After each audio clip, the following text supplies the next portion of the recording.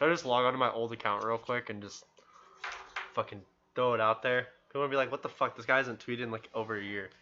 He's just doing it for fame and fortune. Fucking selling out.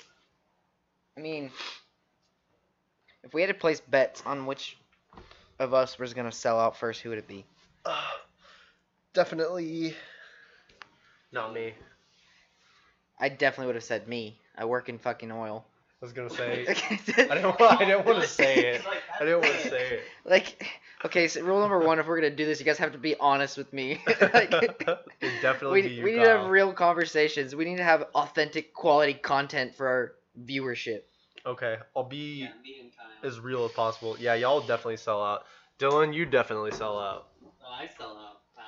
But they're like, Dylan, leave the squad and help sell this perfume. It's gonna make so much money. I'm like, I'll do it. Yeah, sure. Dylan's fucking. Wait, is that based on a real story? No, I'm saying that's what. You'd sell it. I mean. So when you think of selling out, your mind goes immediately to perfume. I'm thinking of like the first thing, like that's like the baby step that like celebrity group go. Like look at One Direction, right? And like the side.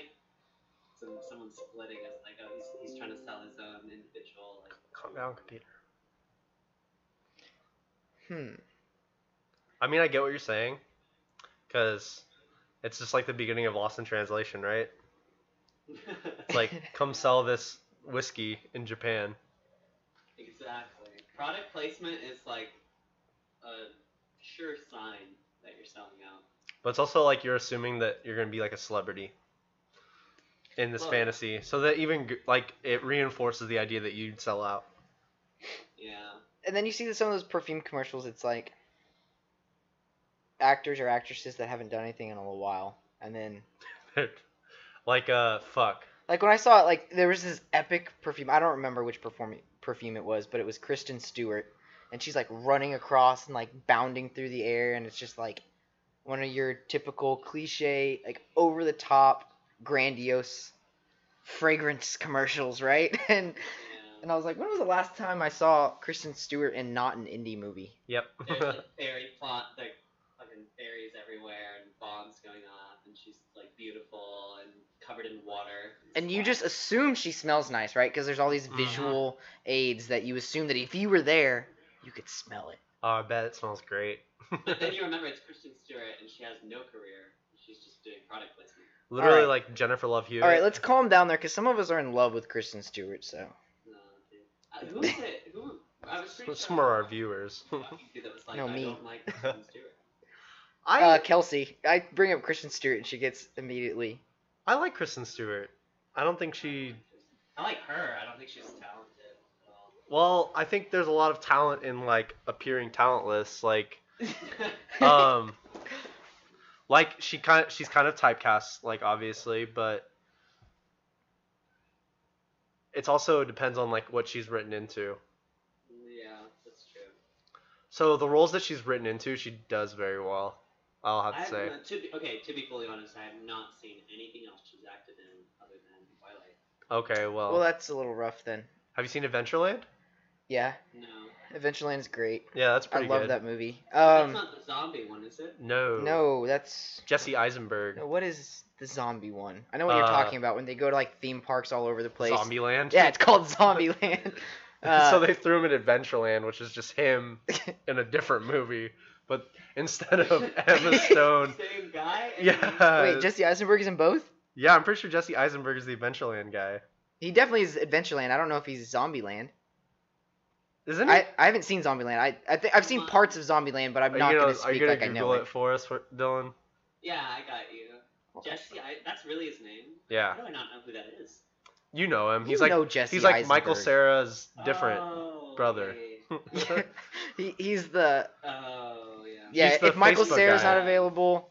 Or like, Oh they're my God, pretty much yeah, interchangeable. Although, no, actually, I take I like that back Jesse entirely. Eisenberg Yeah, Jesse more. Eisenberg is definitely more like... He's like wittier. Neurotic. Yeah. Like... Oh, this is the Social Network guy. Yeah, yes, yeah. Yes. He's Yeah, perfect. Adventureland and Zombieland, both in 2009. He's in awesome. both of them? Yes. Yeah. That's so fucked up. Ryan Reynolds too is in Adventureland. Yeah. I'm pretty sure. And Kristen Wiig and Bill Hader are also in Adventureland. It's a good movie. They play very minor roles, but God, they knock those out of the park, though. Basically, Jesse Eisenberg comes home from the summer. He's like a smart kid, and he's like needs a job, and he thinks he's too good for it, but ends up like meeting like theme park employees and having one of the best like experiences of his life. Who's the fucking nerdy guy with the glasses? It's the guy from. Have you ever seen Party Down, the show? No, but he's also in Silicon Valley, and he was from Freaks and Geeks. Yeah. He's a little kid in Freaks and Geeks. I like that actor. I don't remember his name. I'm sorry, actor. If you ever watch this podcast, I apologize for not knowing you. Chat, help us out. Twitch chat. Who's the actor? So speaking of podcasts, let's go around in a circle and talk about why we wanted to do one. Oh, that's better. So let's go, Dylan. You can start us off. Get fucked. Wait, why do I have to start? What am I starting off? Why you want to do a podcast? Like what you kind of see this show being? This show, I'm getting a little ahead of myself. I'm filming it so you can see me put air quotes on it.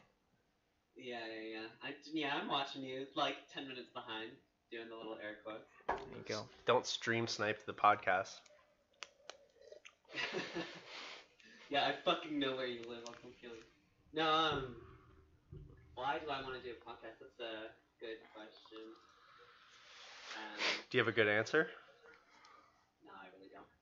So I'll explain. Because I forced him to. My background with podcasts, because I didn't really ride the same wave. So I think I listened to like the first podcast like that I actually listened to back in like 2013, something like that.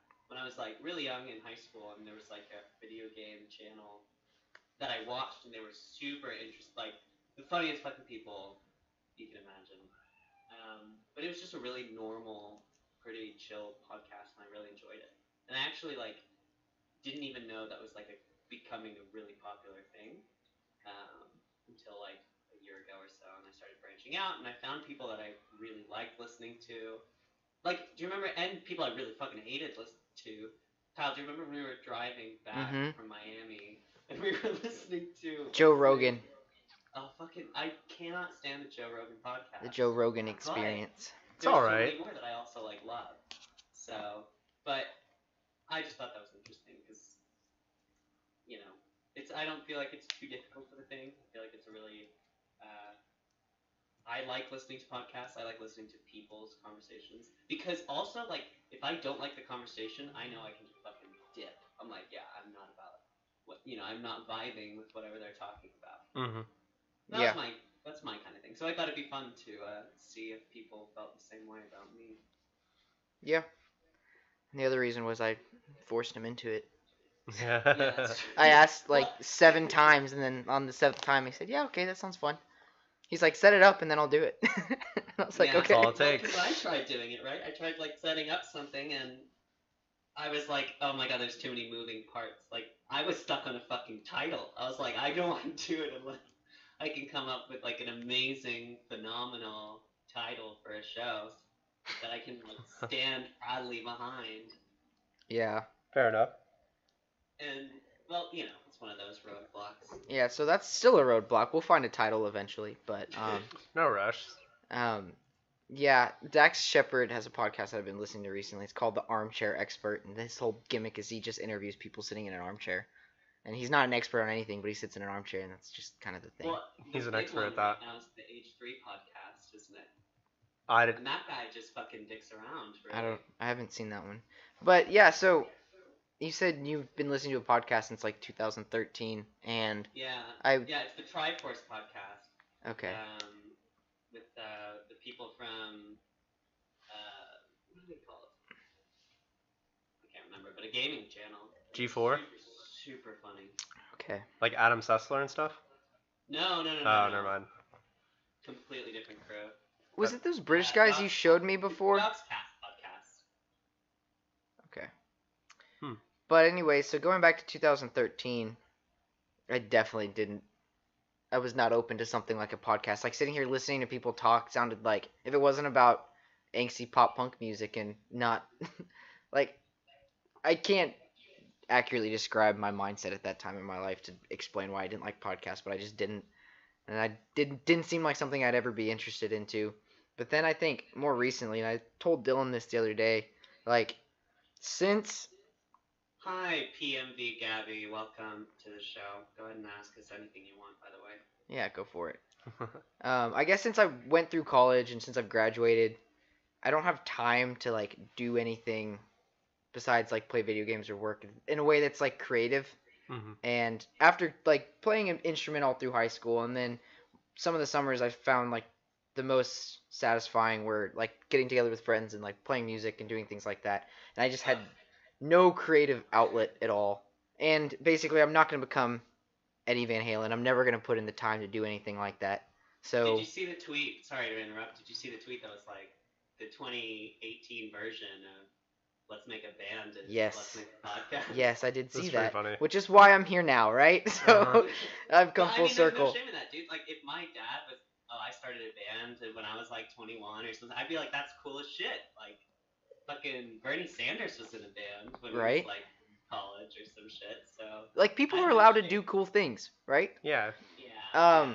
And then so the other thing that kind of got me to realize that I would not only want to do it but maybe could be good at it was many drunk conversations with Dylan, actually, where we would like talk about life. And I've seen Ryan do some of that too. And then even like the other night, I was hanging out with Dylan's brother, and it happened again. You know, you just kind of sit around, start hanging out, and basically just start talking, and it's in a very open setting, and no one else is really listening. Paint the better picture. Okay. 2 a.m. We both came home absolutely slammed drunk, but not ready to sleep.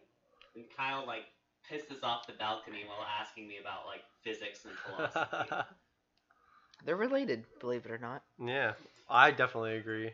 So that's me. And then I invited Ryan the other day because I know we've had conversations with him in those similar settings before. But not only that, he's a very interesting person who likes to do a lot of different things, and his interests kind of probably range definitely outside of my circle. And it's cool to have another input. And yeah, what do you think?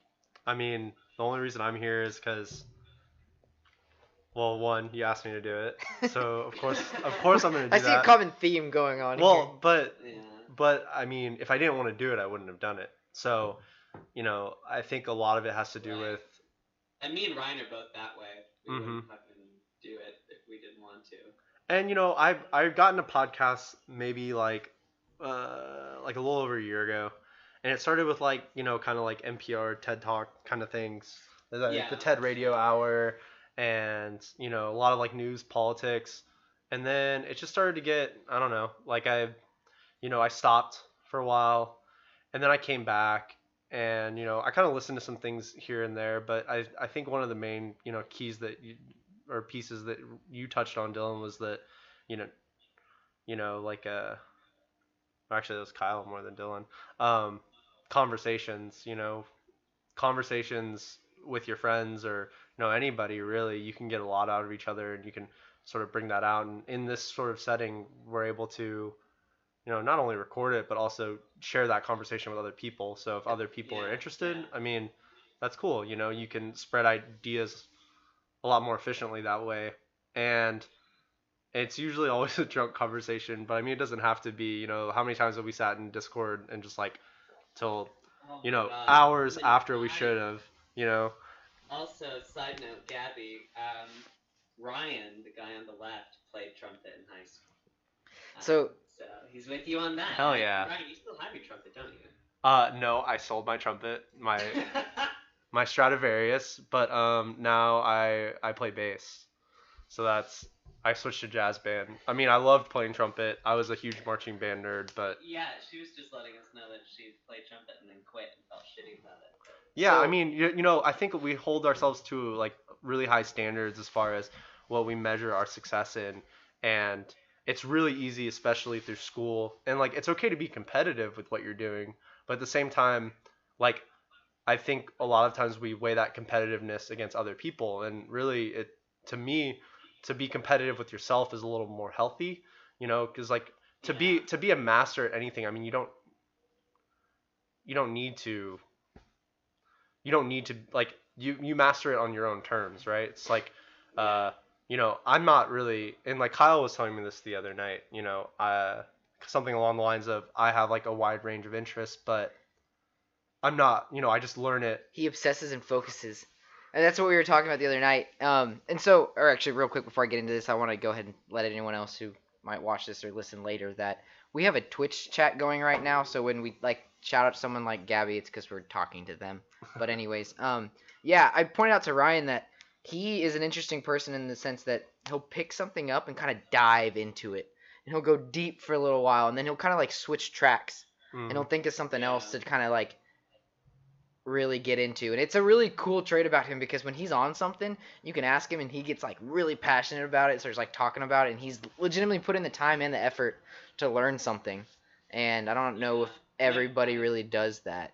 Duncan and my brother and my dad do that so bad. I mean, and it's so interesting because all of a sudden my brother's a fucking like semi-professional at like painting out of nowhere, right? Like, yeah. What happened? Well, and also, I don't know if it's just me, but I think the Twitch might be freezing a little bit. I don't know if yours is running smoothly. I have no idea. We're watching it on OBS, so. Yeah, we're watching it on OBS because it's really aggravating to watch yourself in a lag situation. Yeah, like it'll throw me off. I think it might be a little.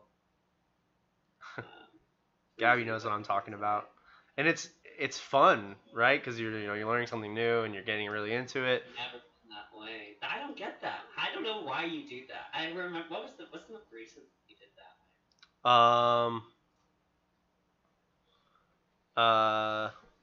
We were talking about the other night.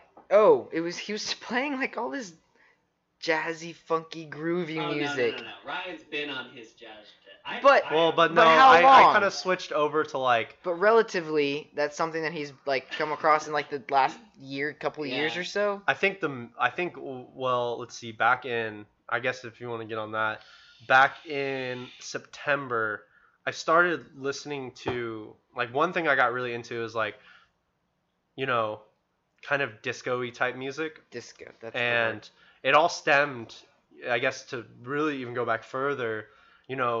I don't really go out that often. I mean, I like to go out, but one of my favorite things to go to was like anytime any kind of sort of club was doing some sort of 80s night. I just love that music and I love the sound. Like, I mean, that's like the origins of like synth and kind of shit like that, right? Where it started getting a little crazy. You're making sounds on a piano that, any sound you want, you play around with it. But it got to the point where it was like, okay, well now I've kind of exhausted that. Like, what's next? And I was like, well, what about post-disco? And then that's when... Yeah, well, I mean, the post-disco era. See, that's where I post-hardcore. Post-crabcore. So, do you remember, Kyle, the fucking group that used to play downtown? They don't do it anymore. Spasmatics. Oh, I was about to talk about the Spasmatics. That is... Yeah. I love Spasmatics when I'm there. I enjoy the 80s music. I think it's awesome what they do. Sometimes it's like an amazing time, but that's where I like leave it. I don't think in my head like what comes next. I never fall in those holes. I don't know why or how. Yeah. Wiring, but I mean, never fallen in a hole like that. For me, it's kind of like that initial catch. If it's not there, like I agree, the Spasmatics, like the thing I love about it is not necessarily the music, but it's like the experience. Because it's all these old songs that you don't even know until that band comes on and plays it. And so the Spasmatics is this cover band that plays at this really cool like setup bar in Austin. And basically the bar is set up to where it's like inside on like two sides, but if you can imagine like a courtyard in the middle of like the two bars. And in the courtyard, it's basically a stage and like a long audience, and in the back there's some tables and stuff like that. But it's like this really cool like little niche, kind of like built into the street, like stage setup. And this band plays on Wednesday nights, and they're an 80s cover band. And they have like a few rotating members, a few guys that are there every night, but they like dress up in like nerdy 80s outfits, and they put on a show. Right? It's cool. It's so cool. So like the experience of that concert is so much fun, but I don't like go home and necessarily like listen to 80s music for a week after it. But and, like learn the intricacies of 80s. Yeah. Right. But to Ryan's point though, if something does kind of like catch me, I'm definitely the type of person that kind of obsesses for a little while. LSD. Yeah. But I think I probably get bored a little bit sooner than Ryan does. Well, so like to go back even further, like 7th grade ish time, like 10 fucking years ago. I started getting really into like these kind of like hip hop producers, but not talking like like DJ Mustard type shit. Like Jay Dilla was like one of the really big, first guys I got into through a friend, and their whole process is, back then it was you dig through records and you make samples based off the records. I mean, like it's very, very old school way of doing it, and they just dig and they listen to music and they listen to all that old music. Well, I started noticing that a lot of these songs that would come up that I'm listening to recently are like from samples or rap songs that I really enjoyed in the past. And I was like, okay, well, how about listening to their other music, And it's just like, it's an endless cycle, there's like a lot of interconnectivity between everything. And if you're just, whenever you're doing something you enjoy and you start thinking on a level of like, kind of back it up a little bit and, you're observing, the whole process of like, what you're into, what your interests are, what things do you gravitate towards normally, without having to put any effort into it, you can find even more things, because, that rap song has so many levels, right? It's got the creation of the beats in its own thing, that sort of instrumentation, that sort of musicality. Then it's also got these other artists that, a lot of people know about, but they have like really kind of groovy moments, and just like I guess for me, when I'm listening to it, like it's just like get this experience, you feel it in your body. It's not just like, I mean, that's why I enjoy the music, but yeah, like the trail of, I guess, like obsession or whatever, just like keeps going and going, next layer, next layer, next layer. And that setup, it's like really obvious the work they had to put into it. Yeah, so like you can't ignore that, because you see every little piece, and like finding it and putting it together in that way is like a challenge. Yeah. I mean, how awesome is it like when you meet someone who's passionate about anything? And not to say, that's true. I'm with you on that. Yeah, like I'm not super passionate about it, like the creation of the music, but if I could do it, or well, I guess I can if I really put the effort in, but like that's not something I'm pursuing. Yeah, but like seeing other people who like, because there are people who do certain things in life and they're like, this is what I was designed to do, or at least they feel that wholeheartedly, and that's where the passion comes from. And like people who are very passionate about what they do create beautiful products. I mean, you could get into a whole talk about mainstream music and like see in mainstream artists, like a lot of the times it's like fabricated, which I'm generalizing very heavily. A lot of those people really care about their music, but it also kind of depends on where you define mainstream. And yeah, I mean like pop country, for example. Well, that's a topic in and of itself. That's a topic in and of itself. But you go listen to some pop country, and then you go listen to some another form of music I was really into is outlaw country, and it's like Willie Nelson, Old Waylon, or whatever. And they went to Tennessee, and correct me if I'm wrong, chat, but like Willie Nelson went to Tennessee, right? He wanted to become a recording artist, and they told him, no, like we don't like your voice, you're not going to cut it. You can play guitar though, so you can record guitar for these other country bands. So they moved to Texas and started recording all their own music, and because they're passionate about it, right? And they're like, no, I'm not gonna fucking give up. I'm gonna go past this threshold. And then they create like you listen to that music and you really feel it because it's coming from them. Pop country these days, it's like they all have songwriters. So. Fucking what Casey Musgraves. Actually at ACL this past October, well I guess October 2017, they had Willie Nelson's son perform, and he had like such a huge crowd, and I actually stopped by to listen to it. It was phenomenal, but I thought it was such a weird thing that I'm like in the generation where it's like starting to be about like maybe Willie Nelson's son. Like I don't follow country music and I've never listened to him. Popular, but yeah, I thought it was really crazy. No, I feel you. Like music's just like one of those things. I mean, I think with jazz specifically, I mean. Not to, and I mean you both know me, so like I relate everything almost to jazz. Well, and like I can tie everything in, at least in my eyes, like spiritually, right? And in some form of fashion.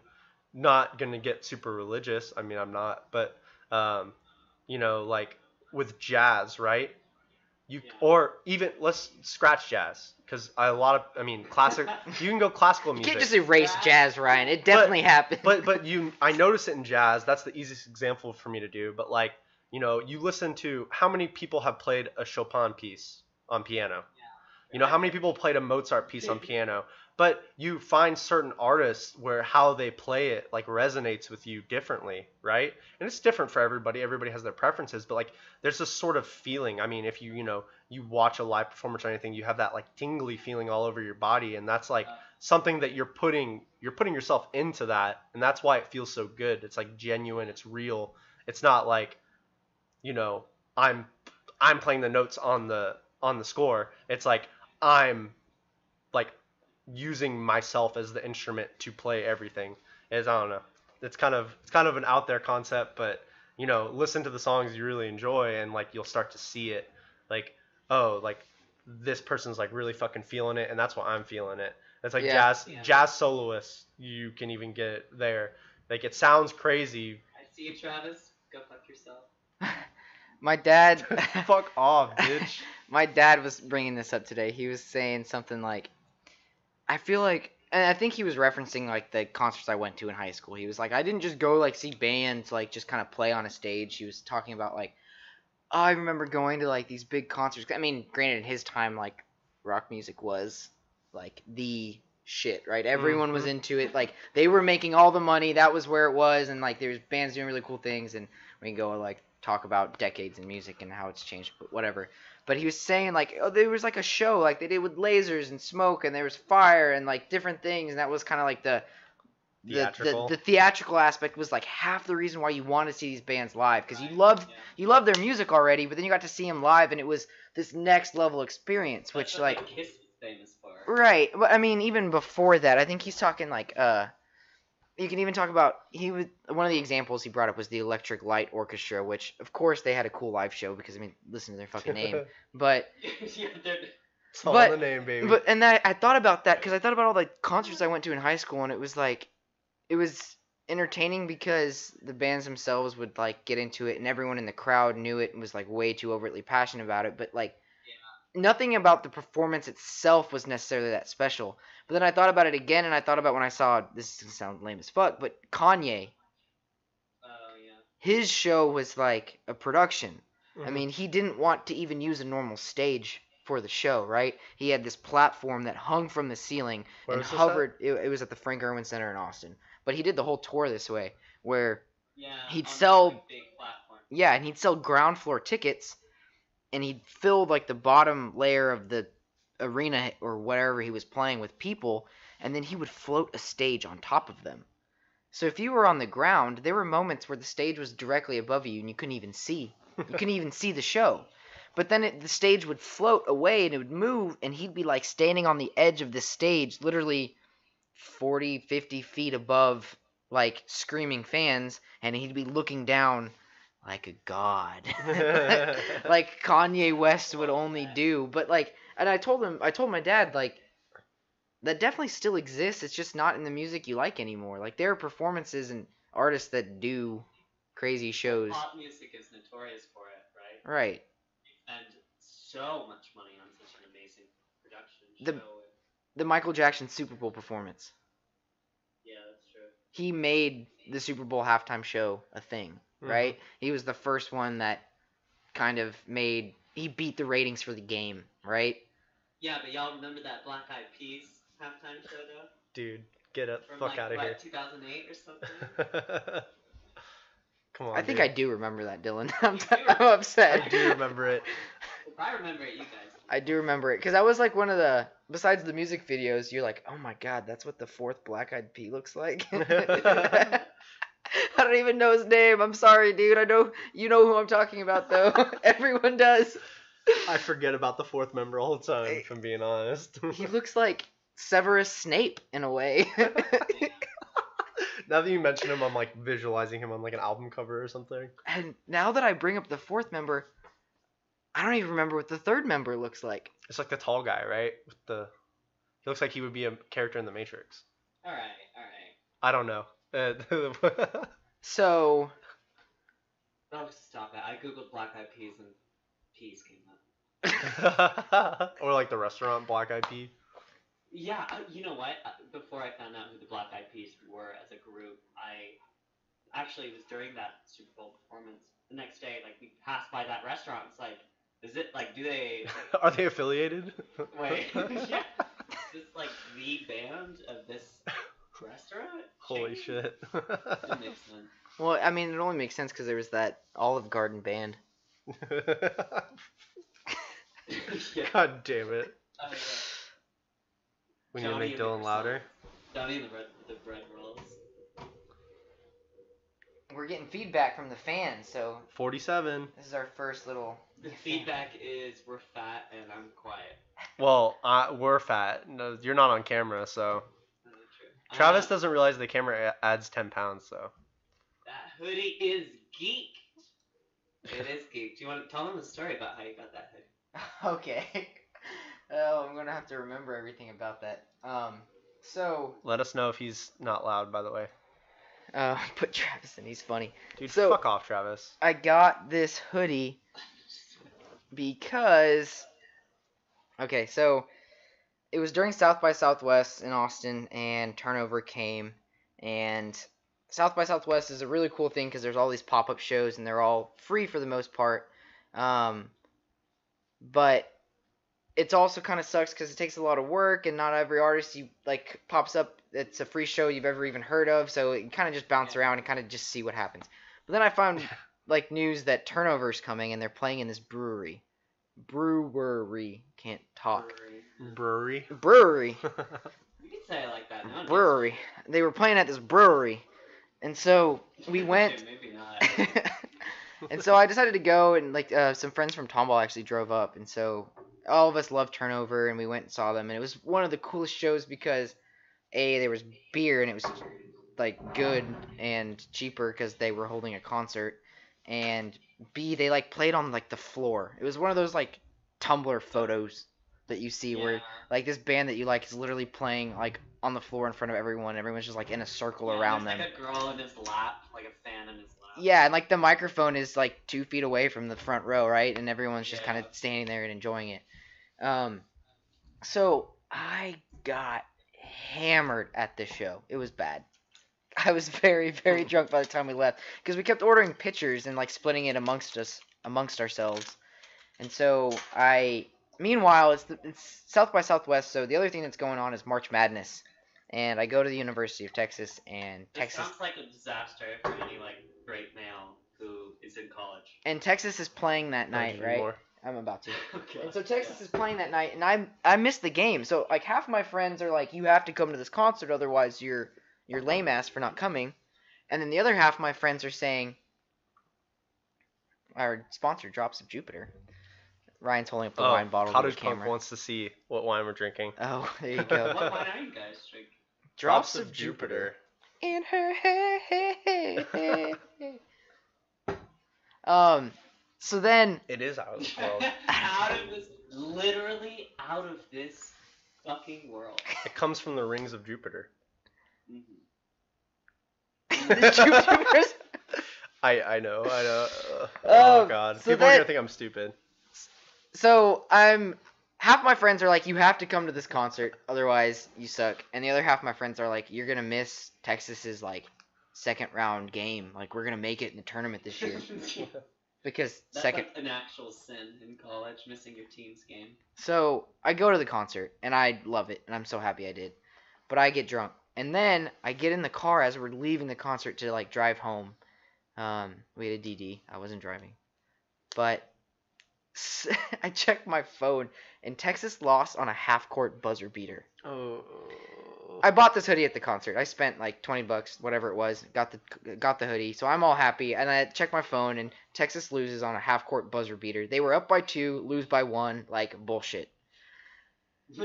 So I am drunk, and I'm screaming in the car. I'm fuck, and I'm being obnoxious. And I know I'm being obnoxious, but I'm drunk enough to kind of enjoy being obnoxious. If that's, you know what I mean? You register it in a quarter of your brain. 3/4 of your brain is loving it. You're yeah, go for it. anyways, Let it so all I get out. home to my apartment, and I walk in, and my friends are sitting around because they've just finished watching this game, and they've all started drinking now, but I'm way ahead of them, and they're like, Kyle, you missed the game, it's your fault. And Kelsey looks over and asks me, it's like, where'd you get that hoodie? And I was like, I got it at the concert. She's like, how much was that? I told her, it was $120. And I don't know why I said that. And like I kept going, and like maybe I said like $50 first. I think that's actually how it went. I was like, it cost me $50. And Kelsey was like, you spent $50 on that? I was like, oh no, that's right. It actually cost $75. And I just kept, and I don't know why. Like I just was trying to like piss everyone off, and I was in a bad mood, and I was drunk, but it was still fun. Sounds like life. She never. What did she? She didn't find out how much it was for like a very long time. Yeah, I mean it was the standard $30 merch hoodie. Merch hoodie, like $35. $35. Fucking stupid. Well, I'm sure she wasn't digging that too much. She loves turnover, right? Yeah. Link in bio. Link in bio. So yeah, we're talking about some of these people because we all know them, but let's kind of back up and tell everyone like where we're from, how we know each other. Okay. I think that would be kind of a good place for episode 001 of podcast TB named. Yes. So my name is Kyle Gonsalves, and I grew up in Tomball, Texas. I was born at the Tomball Hospital. Please. And I'm not this pace. I don't want to hear about. And I moved into my parents' house when I was born, and I moved out of there when I went to college. And that's my story. I went to Texas. I have a petroleum engineering degree, and I have a job in that industry. LinkedIn. Dude, mine's depressing as fuck. I met Dylan in high school when I was a senior and he was a freshman. Okay, we were in marching band together, and then he was eventually my roommate Nobody's in college. high, sadly. Sorry. Yeah. Answering fucking chat. Yeah. Anyways, keep going. Sorry to derail you there. And then I met Ryan in band also. He moved into high school when we were sophomores. Is that when you came to our school? I moved to Tomball the summer before freshman year. Okay, so all of high school. Okay. I don't feel like I got close with you or like... It's like junior year. Yeah, probably. I started hanging out with you guys. I don't even know how that started. I think Honorary it was... What the fuck did you even do, like, your freshman and stuff? I hung out with this guy my freshman year in the same section as me named Tyler Manuel. And he was, like, a super fucking conservative guy. He's, like, joined the Navy, went to, like, Virginia Tech. But we were, like, really close friends, I guess. I mean, I hung out with them a lot. Sophomore year, I had, like, no friends. Well, I hung out... No. So, my friends, like, the people I talked to the most were Brennan Ross and Patrick Antonucci. I had a class with them, and, like, we were just... They would basically... I had to teach them. I had to teach them Algebra 2, so... I was like... Yeah. But I remember teaching Algebra 2 to people on the soccer team. But... I don't know. Is there any more to your story then, Kyle? No, I just wanted to say, like, we went to high school together. I know we've all kind of had... I actually haven't hung out with Ryan too much over the past, like, 4 years.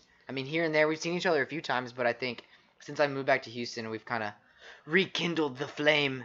Yeah, my story's a little wacky. I've been around. Yeah, you're a bit of a mutt, aren't you? I'm a bit of a mutt, yeah. A little bit of a street dog over there. You want to go? Tabby cat. You want to go next, Dylan? No, you go. Fuck. Okay. So my name's Ryan Wharton. Oh fuck. Now you all know who I really am. Ryon. That's weird. Ryan. I was born in Torrance, California. I lived in California till I was about like 10. And then we moved to Texas, and we moved to Cypress, Texas, and then like right before my senior year, I moved to Tomball. Yeah, I'd fucking dox myself. Anyways. Can we go back to the California thing before we go to Tomball though? Yeah, because sure. me and Dylan talked about this the other day. We know nothing about like your life in California. So long. We've had so many conversations. I know nothing about like what you Well, like. So you lived there till you were 10. I was what were very your young. parents doing out there? What was it like? You have a younger brother. So actually, this is really cool. So I do have a younger brother. He's 19, turns 20 in February. Yeah, he's 19. And he's really cool. I mean, but he was like he's 4 years younger than me. So he was like, he hadn't even started school when we moved to Texas. So he doesn't really fit into the equation that much. Like he kind of just hung out at home. We lived in Lakewood, California. So like we moved around a lot. My mom is an accountant. My dad he was going to school for classical guitar and Are both of them from California? So my dad is from Chicago. I didn't know that. I actually didn't know that. Yeah. Yeah, he's from Chicago, moved to Florida, and then moved to California.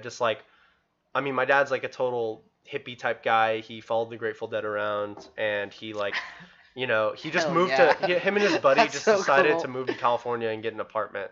God, okay, that is something that I wish I had in myself. The ability to do something that rash that probably makes no sense on paper, but like it's what you want to do and you know it, and just to fucking do it. He was a total fucking druggie, so it's probably just like fuck it attitude. Like at that point. But is that wrong? No, there's nothing wrong with that, and there's nothing really wrong. I'm not perceiving his drug use as bad. Like Bro, what is morality? He just was just doing whatever the fuck he wanted, so just moved to California. They've done a lot of crazy shit, my parents. My dad went to go trip on mushrooms in Arizona and went to a random bar and saw the Smashing Pumpkins when they were like a fucking tiny band. Not even known. Didn't even have a record out. My dad saw Aerosmith out on Cape Cod. Yeah, just the fucking crazy shit. Yeah. Well, to be fair, yeah, alright, I gotta pitch in here. My mom and dad snuck into an AC/DC concert. Yep. The last world tour with the original singer. That's fucking crazy. Well, the original singer died in his car, right? So it was what's his name? The guy they replaced him with. Is Angus Young the guitar player in AC/DC? Chat, help me out. Yeah. Cottage Punk, you probably know something about AC/DC. I'm pretty sure it's Angus, the guitar player. But then Maybe? I don't know. I don't fucking know. But the original singer of AC, this is Angus something. Young, Malcolm.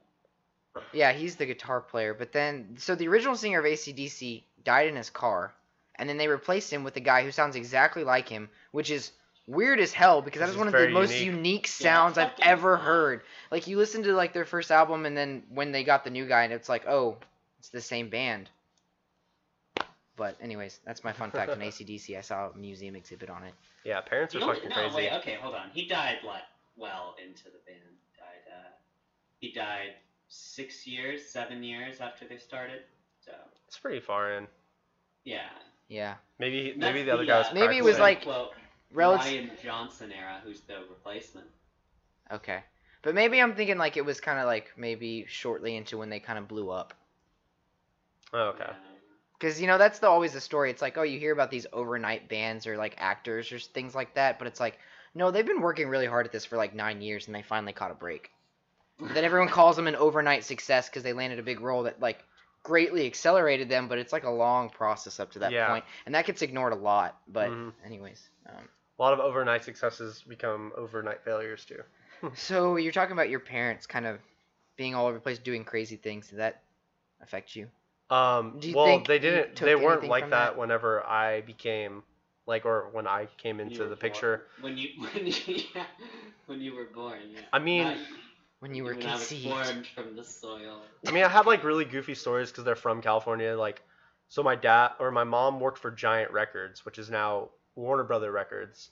She was an accountant there, and so she knew a ton of bands. She was meeting people all the time because she helped literally deliver royalty checks to famous people. So mailbox money. Yeah, well, and she said it was really awesome working there. And then my dad, whenever he went to rehab, when I was 3 years old, he went to the facility. So he worked for American Airlines in the warehouse there, doing overnights while he was in school, and they were like, yeah, just they had a really cool program in there. They basically were like, well, yeah, we'll pay for your rehabilitation.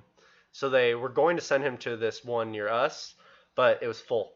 So they sent him to the one in Malibu, which is where all the fucking celebrities go to rehab. So my dad was like in rehab smoking cigars with Ozzy Osbourne. Apparently when when we were visiting, me and my mom, while my mom was talking to my dad, like Chris Farley was like playing with me. So like Chris Farley like was picking me up, throwing me up in the air and shit. That is awesome. Yeah, I've not heard any of these stories. That's one of the stories. Well, oh yeah. Anyways. Yeah. That's okay. Anyways. Hey, this is a Christian channel. That's a dick, isn't it? And that's a vagina too on the right. Yeah, the Twitch chat. Oh. Yeah. Dylan wouldn't know. Dylan's gay. Literally. So we're not. Yeah. Anyways. Yeah. Like, but all that stuff. All that stuff I don't really think had like a huge effect on me. I mean, maybe a little bit my music, because my dad kind of turned me towards a lot of like when we were talking about the music earlier. That's like a huge like music background in your family. Yeah, you know, my mom was like surprisingly like she was like, well, she moved to America from the Philippines. I'm a Hapa kid. I'm mixed white Filipino. So she wasn't actually born in America? No, she was born in the Philippines but moved here when she was like very young. And oh my god! See, I didn't know that either. That's so weird. Yeah, and so for a while, I mean, like I felt like I was like a very conservative person, and I feel like a lot of that had to do with like my mom was raised in a way that was like very anti-white. I mean, anti-non-white. So like her parents were like very like don't hang out with these people. You know, you got to fit in with the white people to get successful in America. So yeah, my parents kind of did the same too. Yeah, so like that's something that I feel like affected me for a while, but like over time I'm, you know, like my story, like for example, I went to school for 2 years and I dropped out. Yeah, Travis, she did know the tech. I dropped out my sophomore year of college. Just couldn't fucking cut it, you know, and this is being a little shit, and you know, I could have got it done, but like I was studying business honors and like really didn't fucking like it. But you know, I really wanted to have a good job and whatever. There's more to this story that I don't think you. Oh yeah, I skipped all of high school. No. I'm just saying like the college part. Like, well, you're putting it all on your shoulders, and I feel like there's a lot going on. You know, like a lot of college to me was, you know, I was kind of obviously like in a new environment, and you know, leading up to college, like there were a lot of different things I wanted to do, but like I made like this decision in my mind. I don't know why, but I was like, I need to do something that gets me out of school quick, because originally I wanted to do medicine. I wanted to do something to get me out of school quick, have a good paying career so that I could have a family, blah, blah, blah, all this shit, whatever. And I mean, I understand now that like thinking that far into the future really is not like, I mean, it's not feasible because you never know what's going to happen tomorrow, you know? Hold on, I want to make a comment on that because I feel like there's two different kinds of people. There's people that they have those like goals and objectives in mind, and it actually does like, it keeps them working and it keeps them like going towards whatever they want. But for most people, at least for what I imagine is most people, that's just intoxicating. Well, it's like an impending doom. It puts you in a box. It's like an impending like doom and terrible feeling. So at least I've realized that was never a good way for me to things. I ran into the same issue. I had in mind like I need to do this and that, so then I can be happy about this and happy about all these other things, and it just it was pretty shitty. I just constantly felt like stressed. One small failure feels like the rest of your life is over. Well, you set this expectation for yourself, right? And it's not really a feasible goal. I mean, if you get into like the whole concept of goal setting, like you know, a lot of people know that if you set those kind of goals for yourself, I mean, the chances are, you know, if they go wrong, you beat yourself up. I mean, think of anybody who like starts a diet and then it doesn't work out well for them. It's like a reverse effect. You're further back from where you started. And, you know, so that the goal in my schooling, I guess, was like not really, it didn't coincide with like who I am as a person, right? It's who I wanted to be as a person, but I didn't really know what like I really wanted for myself. Do you know what I mean? Right. And I don't think it was fair of me to set that expectation for myself. But a lot of other things went on. I mean, I was diagnosed with depression, and I mean, I had a pretty bad anxiety disorder, and a lot of really dumb shit that like I'm over now. But over time, I guess, it just kind of all built up, built up, built up, built up, and I don't think I really did what was best for me. But I look at my life more of like, everything that I've done obviously is like a product of, or build up to like who I am today, what I'm doing, whatever. So I mean, even with me dropping out, like, I went through some tough times as far as like working, things like that. I mean, I just fucking worked, and I was working like shitty retail management jobs for a while, and like, just kind of putting, all my efforts and attitude into that, and through connections and things like that. I mean, now I have a pretty stable job. It's not the route that I wanted for myself back when I was 18, 19, but I mean, I'm fine where I am today. And I don't want any of this shit I wanted when I was still in high school. Yeah, and I'm completely changed objectives and goals, and I'm glad I did. Yeah, and I mean, I met you guys in high school, and I was really good friends with you guys then, but then like through that entire process of like me kind of trying to figure out myself, I like had to back away from everything, right? So, can you give some examples of like stuff that you feel like you've done or you'd recommend other people to do, to kind of get back on track? So, let me kind of preface this with like kind of an example. So, everyone likes TED Talks. Everyone's kind of watched them, but I've never really considered them as like a tool until recently. I mean, you can find some really interesting stuff and like legitimate resources out there that kind of actually make you rethink or like psychoanalyze yourself a little bit in ways that you kind of think about yourself in a different way, or ways you can approach a problem, or and they give you real solutions, I guess, like actual techniques that work and things like that. What, like TED Talks do? Yeah. Yeah.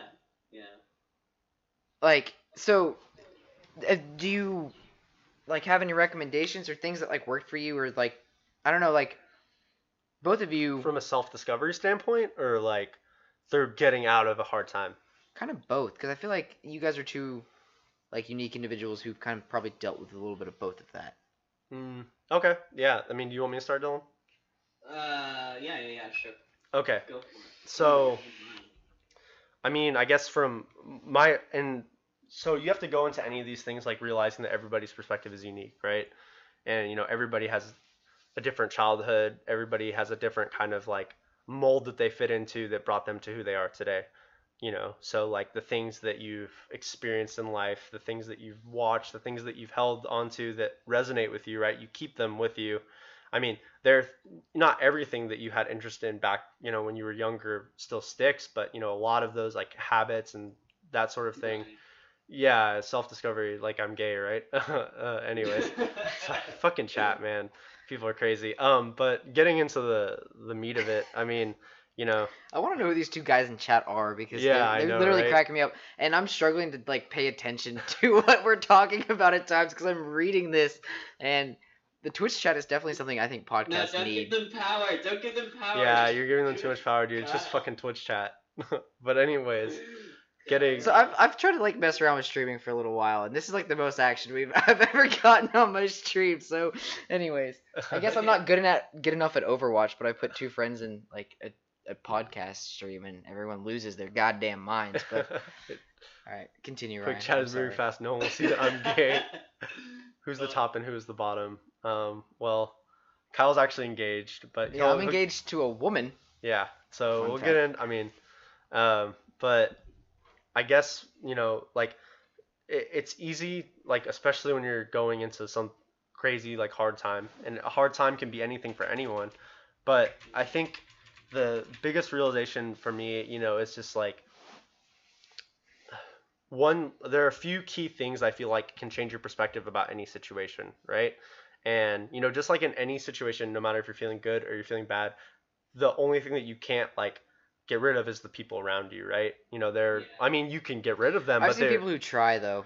But no matter what you do, you're going to deal with other people, correct? I mean, in work, in daily life, you're going to encounter other people, and that's okay. So one thing that I can agree. Maybe. Well, no, I was gonna say, like, I've seen people that, like, in a very unhealthy way will try and, like, completely restructure the people around them. I mean, I did it, but I did it, right? I guess in a different way, though. I mean, it's one thing to identify the people that are maybe not good aggressors, I guess. Or, yeah, like people that are kind of instigating the feelings, or like there are toxic relationships. Those do exist, and it's like a very healthy exercise to identify those and maybe try and cut them out. But I've seen, like, I guess what I'm saying is kind of like a total withdrawal from a social setting, a social standpoint where you can kind of really be alone, right? Yeah. Mm-hmm. And I don't think that's necessarily what you're trying to say, but no, it could be misconstrued that way. Yeah. Well, then let's back off of like the people around you then. So let's go back to, I guess, just like what you can do from a inward perspective then. So one really key thing that I've learned over the years, and obviously I'm no fucking expert, I'm living life just like everybody else, and I think that's really one really key thing is that, you know, all of us you're older than 18, you're supposed to have it all figured out. Well, exactly. There's all these expectations of you, right? But everybody's in the same predicament. I mean, you know, one of the really big things that like taught me a lot was when I learned about psychological projection, which if you've ever taken a psychology class, you know what projection is. I mean, essentially it's kind of like that concept of, oh, you know, you tend to pick out the things in others that you don't like about yourself, right? But you know, it's a great tool for you to look at yourself internally. So like, any person that upsets you or whatever they're doing upsets you, normally that's a reflection of you. And that's kind of an out there thing to think. And, you know, that takes a certain type of mindset or frame of mind for you to think in a way like that. But it's like, whenever you let someone aggravate you, whenever you let someone annoy you or tick you off, you have to really take a step back and think about, okay, well, why is this affecting me that way? And a lot of people don't do that. Well, even more like, why do they give enough of a shit to bother me? Well, don't worry about what they're doing, because that's their own problem. And that's the thing. Whatever anybody else is doing, that's their own problem. It's really big. Yeah, if someone's harping on you, or, you know, like they're giving you shit, whatever, blah, blah, blah, that's their own deal. Because in the grand reality of things, like, we don't need to beat up on each other like that. You know, we don't need to be shitty to each other. But people do it, and it's okay. And the thing is, you know, if you have enough awareness, you realize that you're shitty to people too. But, you know, I think the biggest lesson that, like, that's carried over through anything has been, you know, if you look at your life, and there are a lot of people who look at things in the form of like they really, really feel like they're a victim, right? And it's not to say that nobody's a victim, and it's not to say that in certain scenarios you're not a victim, because there are those scenarios. But in your average day-to-day life, you probably consider yourself a victim more than you should if you're in one of those situations. And the biggest thing to take away from all that is that everything that's happening to you and everything that's going on in your life, you really can't change what's happening to you or the things that go, you know, like, I can't change the fact that when I'm driving in traffic, someone cuts me off, right? And that's a very, very minor example, but you can't change that. But what you can change is how you react to that and what kind of person you're going to be in that situation. So, like, if we use the traffic cutoff kind of thing as an example, if you think about it, and this has happened to everybody. Everybody's gotten upset about some bullshit that's happened when they're driving in their car and someone cuts them off or something like that, right? But who does that affect whenever you get mad at that person and you let that anger take over you, right? Who does that affect? It doesn't affect anybody but you. You know, it doesn't affect that guy who's driving away. He doesn't fucking know. You know, he might just be in his own little world. And, you know, you can't change that. You can't do anything about that. But if you let that anger build up on you, I mean, you know, you see it in people. If you're currently working, you see that with people you work with. If you're in school, you see that with people you're in group projects with, or in your class with, study groups, things like that. People will react or act in certain ways, and it's really up to the individual to decide how they're going to be in that situation. And it takes a lot of self-discipline. It doesn't take a, I mean, but no, to really like analyze your immediate reaction to something like that. But this is the thing. So to every little thing, like a traffic, you can say, I'm not going to get mad at drivers because traffic sucks. But then that's not every interaction that you go through, it does take a lot of self-discipline to, like, curb your first impressions to, like, be realistic. I wouldn't say it takes a lot of Well, you might say that because you think about it that way. Hold on, sorry, what were you saying? Well, like, you might see it that way, and the thing is, it's easy for me to see it that way. But like 5 years ago, I would not have been able to see it that way. No. So, well, no, but that's what I'm saying. So, like, to get to that point, I mean, it's not as much as a discipline thing as it is it's an awareness thing, because we tend to go through life without any sort of awareness of, how things are affecting you, because you look at life from a very, it's okay, like the critical mind is a tool, right? How are you going to use that tool? And you've been habitually raised. Think about. Well, and society tells you also too. Yeah, right? and I mean, think about your habits, your day-to-day life. Blame people. Yeah. Because you've been put in the situation where, like if you decided to even just analyze your daily routine, it's, yeah, okay, so like Gabby's saying, like, I blow up a lot over something small and have an anxiety attack. It's easy because the thing is, when you react that way, you hold on to it in a certain way that only affects you. Yeah. And the only way to combat that is to really try to practice to be more mindful and aware of that. So, I think something that I struggle with is I don't get worked up enough. There's several times where I probably should care, like react differently, and I just kind of like whatever. Let me talk about this because I have I kind of had the same issue as you. And I know exactly what you're talking about. I'll touch on it at the end because I have a lot to say about that. Because like so there's things that I really care about, and then I'll like be focused on that, and like I know how to respond to those situations. But then like the little shit like just goes right through me, and I don't know if that's good or bad at times, because like sometimes it'll cause issues in like a relationship or something like that where I need to care more, or I need to like say something or do something, but like in my mind like this doesn't matter, and it's literally gonna blow over in like 2 days max, right? Like this isn't a big deal, and like I'm really quick to identify those things that actually aren't a big deal, and then just not give a shit, and then sometimes that kind of like you're easygoing. Right, and like that's the easy word to but that's like the easy way to describe being easygoing, but there's like some real like I can't fucking deal with Travis, man. But there's like some real consequences to that, right? Because you could essentially like not everyone's easygoing, so if you are an easygoing person, yeah, I mean, think of it in the other way, right? Whatever, it's Valentine's Day, that's cool, like, no big deal. And your girlfriend's like, what the fuck, I don't have, like, roses and a Lamborghini and, like, all this stuff. Like, that's a real expectation. People expect you to, like, give a shit, and being, like, an easygoing person. But I'm talking a little bit more like in a situation of, like, conflict, right? Oh. Like, are you talking about things that... And, like, you don't say anything.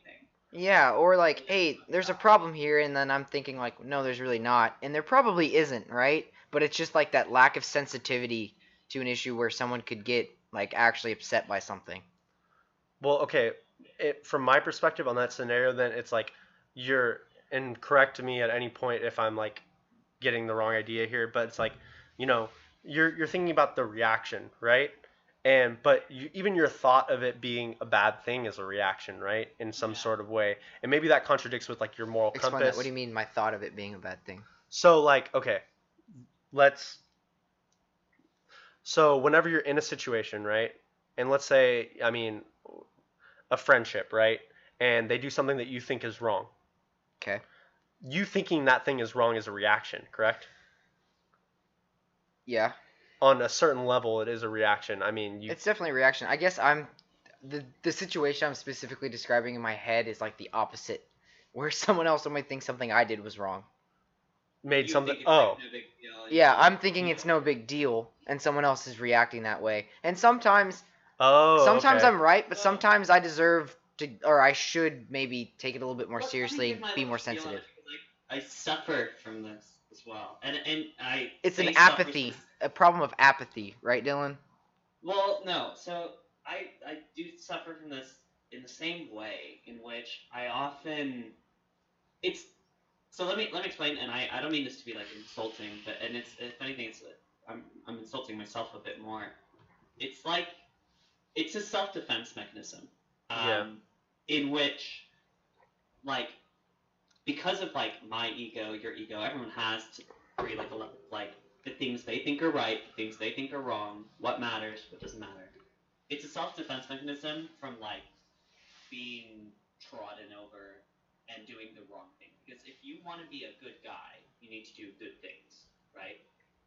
Because good people do good things, and I always have that in my head. Like I want to be a good guy. Like I wake up in the morning, I'm not like, like I'm not just blankly saying like just do your day.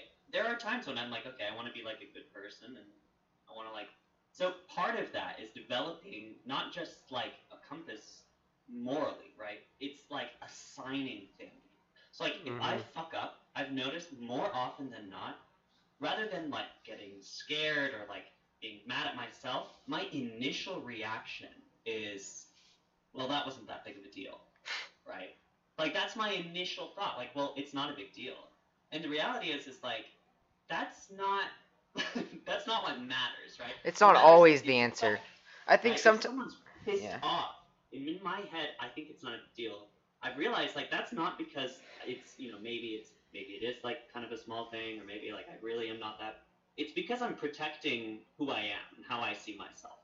And getting past that is being able to be empathetic and like be more empathetic. So like genuinely, even if obviously there is some conventional sense to it, right? Like if I like drop like if I pat a friend on the back and they're like, oh my god, that fucking hurt, you slapped me, and I'm like, there's a conventional sense where I'm not gonna believe something, right? Like I've actually not hurt you. I've actually not. Maybe you're just really strong, Dylan. Well, right, but you see what I mean, yeah? Like there's a conventionality to it, but hands are for helping, not for hurting. Learning to understand that you are actually capable of doing things wrong and like interpreting things improperly, reacting the wrong way. That's essential if you want to be like a nice person, and accepting that like sometimes you change the rules whether you believe it or not is part of it. Because you're a smart guy. I think I'm a smart guy. But we give ourselves too much credit, right? And we more often than not we end up bending the rules so then we stay on the right side of like in our memory banks. I did the right thing there, right? And not end up having some traumatic thing that we have to confront, which is what you really do have to do. Right. That's what I'm saying. It's like there's times where it helps you and times where it hurts you, right? Like, because you're able to identify situations where you don't need to get worked up. You don't waste all this extra energy or tension trying to fix something that doesn't need to be fixed. But the other times you gloss over the things that kind of matter at times, right? Well, especially to other people. That's the big thing for me. Like, I will miss something that matters to someone else more than it matters to me. And, like, the logic in my head says that it therefore, if it doesn't matter to me, it therefore shouldn't matter to anyone. And that's not necessarily the case. Well, I think you're onto something there. You just got to be aware of that and, like, be open to, like, maybe I need to, like, think about, maybe I need to be more empathetic, like, genuinely. And, and trust people on their feelings and their words, not just like if it makes sense to you, I had a long conversation about this with your brother last weekend, Dylan, about the difference between like emotional intelligence and logic, like because he was talking about how he's a very rational, like straightforward person. 2 + 2 = 4, and that's it. Like there's kind of no way around that, and it's like, but what if someone really, really, really wants to think that 2 + 2 = 4, like 5? Like, what if it doesn't matter if they get that question wrong and that's just what they believe in? Like, what's the point in fighting them on it? That's kind of like... Yeah, that's an absolute area. And I think that's where, like, I'm comfortable calling bullshit, Like, I'm comfortable when someone says, like, oh, you did some... I'm going to really, like, it's very obvious to me that, yes, of course, I don't give a shit. But I think where my brother struggles to, like, understand is that there is such a... constant ability for you to just tell yourself, oh, like, what I'm doing is fine. Because we don't want to hurt people. We don't want to believe we're hurting people. We don't want to, like, assume that maybe, like, we have friction with other people in conflicts.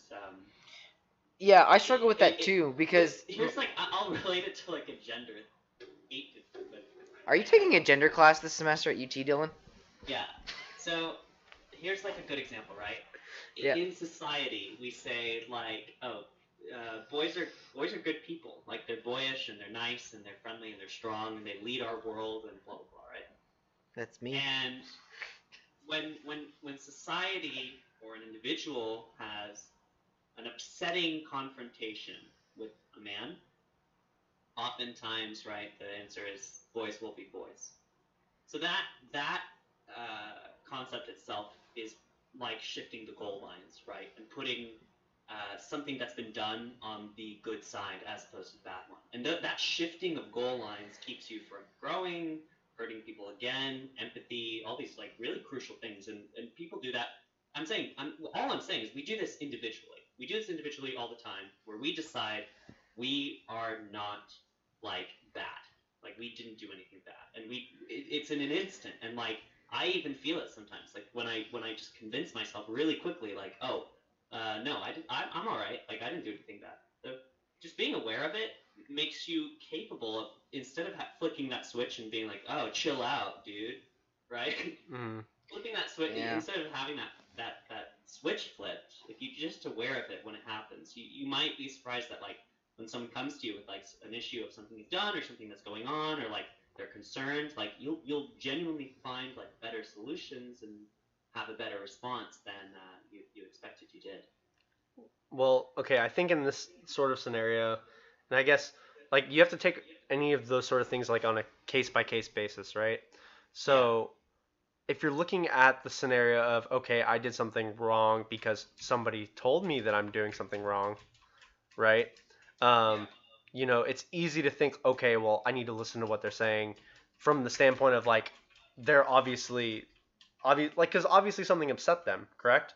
But if you go back to like what I was saying earlier, you know, people just react in certain ways, right? And they make the conscious decision to react in that way. I mean, even if it's subconscious, I guess, like you react the way that, your ego deems fit, right? It's just so easy to fall into that sort of reaction. So, you know what? Like, there are scenarios where you're wrong, there's scenarios where you're right, but you have to make that decision for yourself.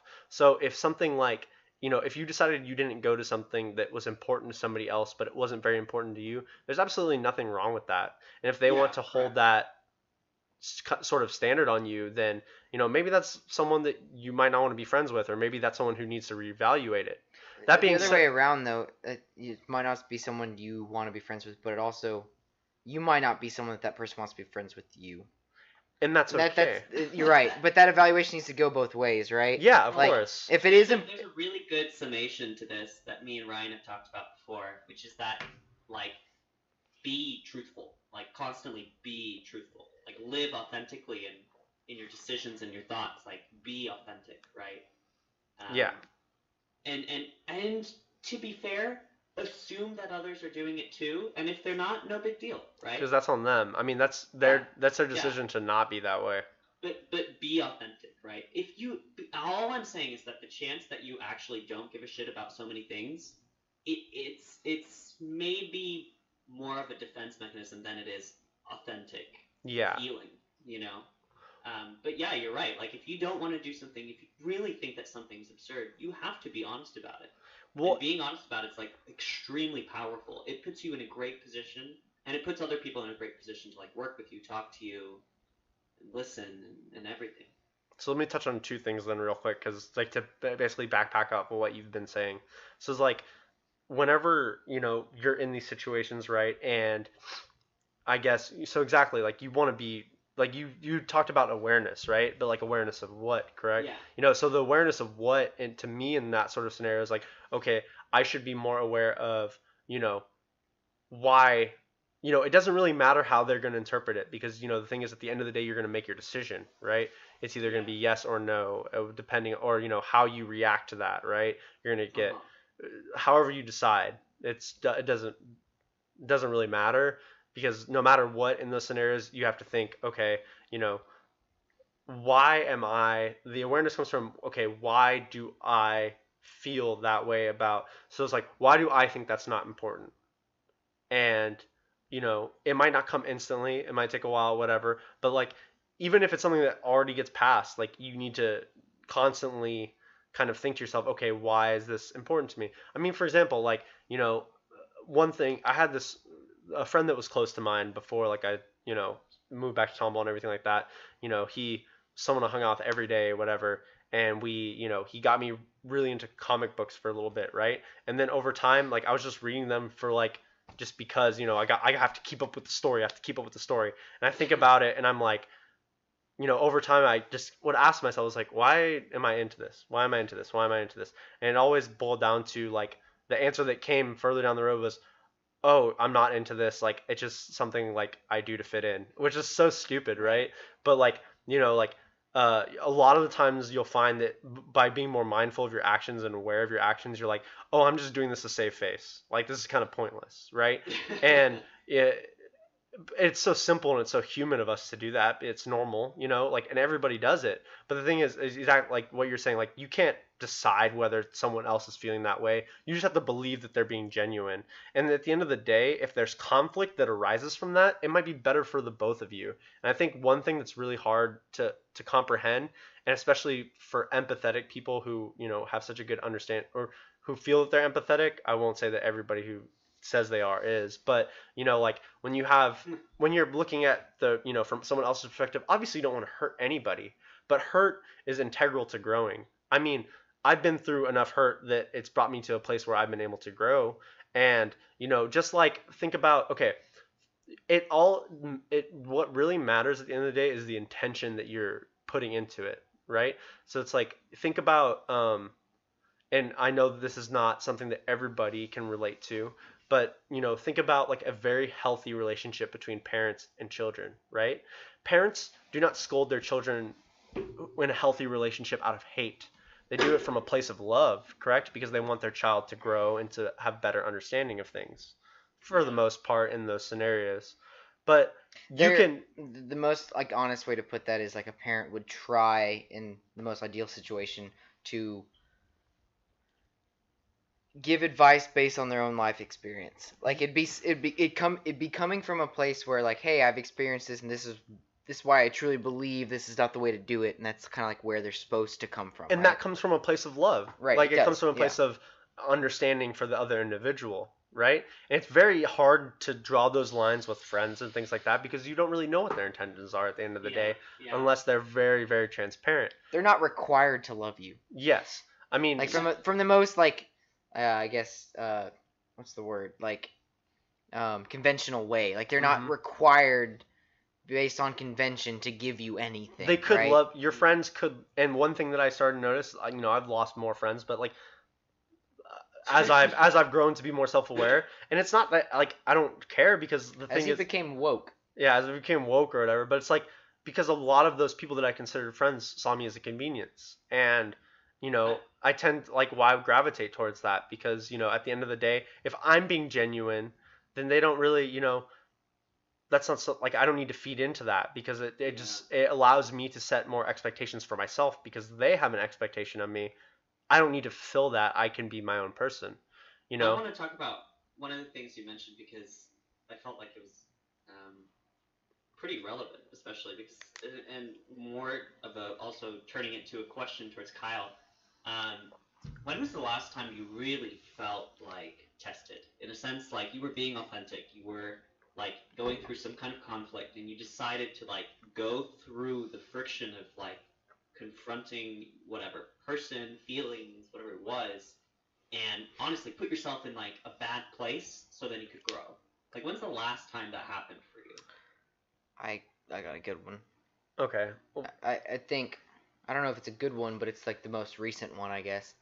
My job, work right now has been, and I've kind of expressed some of my issues with Dylan. I don't know if I've really talked about this with you, Ryan, but like, I graduate with this degree, petroleum engineering, and then I go to a very like field-based role where I'm not doing anything remotely like kind of what you think you would be doing, and also not only that, but I'm being thrown into like an environment where I am the least experienced and like least knowledgeable person around, but I'm supposed to like eventually get to a point where I'm supposed to be like on top, I guess is the best way to put it, without going into too many details, giving too much away that's kind of irrelevant. But it's really kind of like humbling experience, but like I've kind of talked about like not really liking it, but I had to like get myself in the mindset like this is something that I'm gonna have to live with. This is gonna be like a lifestyle.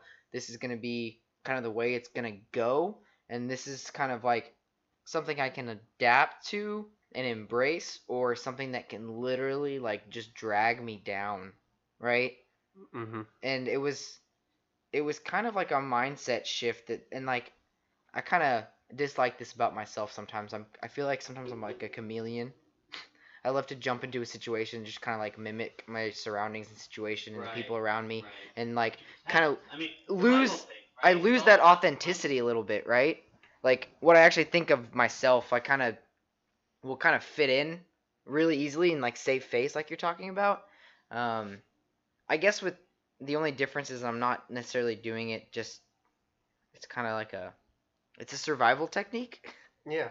It's a coping mechanism, but I guess the difference with that is it's kind of like it's a strategic coping mechanism, I guess. Right? Because it's like I recognize that it's not me, but it's necessary, and then I do it. It's beneficial to your ego. It's like it's a little bit different from just like doing something and not realizing you're doing it, because I do think I have full consciousness of like, hey, this is a challenge, I'm being tested, like how do I play this game? That's a good way to put it, because I think that's something that I do way too often is I kind of view everything as a game, like a puzzle. Like if I can figure this out, I'm gonna win. Yeah. And I approach maybe too many things in my life with that approach and with that strategy, and in a lot of ways I think it works, which is kind of the fucked up part, right? Because society definitely makes a world where thinking like that is beneficial. A way to succeed. Right? And it's like it's worked out for me, and I definitely found like success playing that, but it's kind of, then you get into those big questions at the end of the day, like what am I doing with my life? Is this worth it? Am I finding value? Am I being challenged this way or that?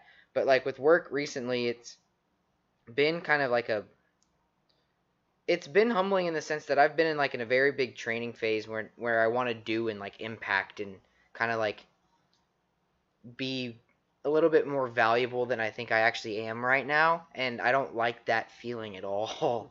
It bothers me, like feeling like I'm kind of going through the motions and like having to find, like the other part with my training phase is it's very like kind of unmoderated.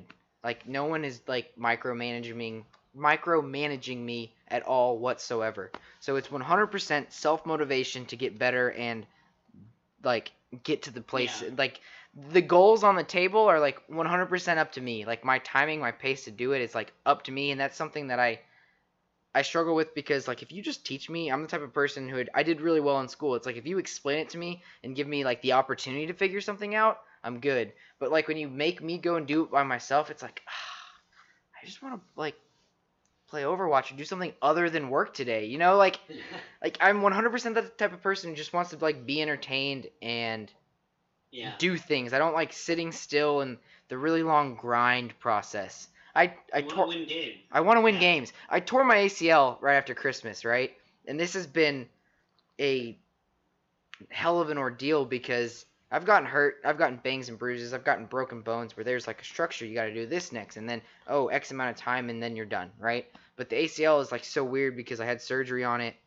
I have to like build up strength, and then like we'll switch strategies in physical therapy and find something else like I can't do. Last week my physical therapist made me do bunny hops on one leg. And on my surgical leg, I couldn't fucking do it. And it was like so frustrating because I've gotten so much better to the point where I'm walking around, I kind of getting to the point where I feel more comfortable, like my full weight's on it. I don't notice it. I'm forgetting about it a little bit, and then like he makes me do an exercise that isolates it in a different way, and I'm like, this leg is useless, it's broken, I'm 23 years old and I cannot walk. And then you have like all those thoughts, like if I want to have a kid and play basketball in my driveway, I can't do it right now, and you're like, I'm 23 years old, that's not how you're supposed to feel right now. And it's like you battle with those things. But I'm forgetting what your original question was, Dylan.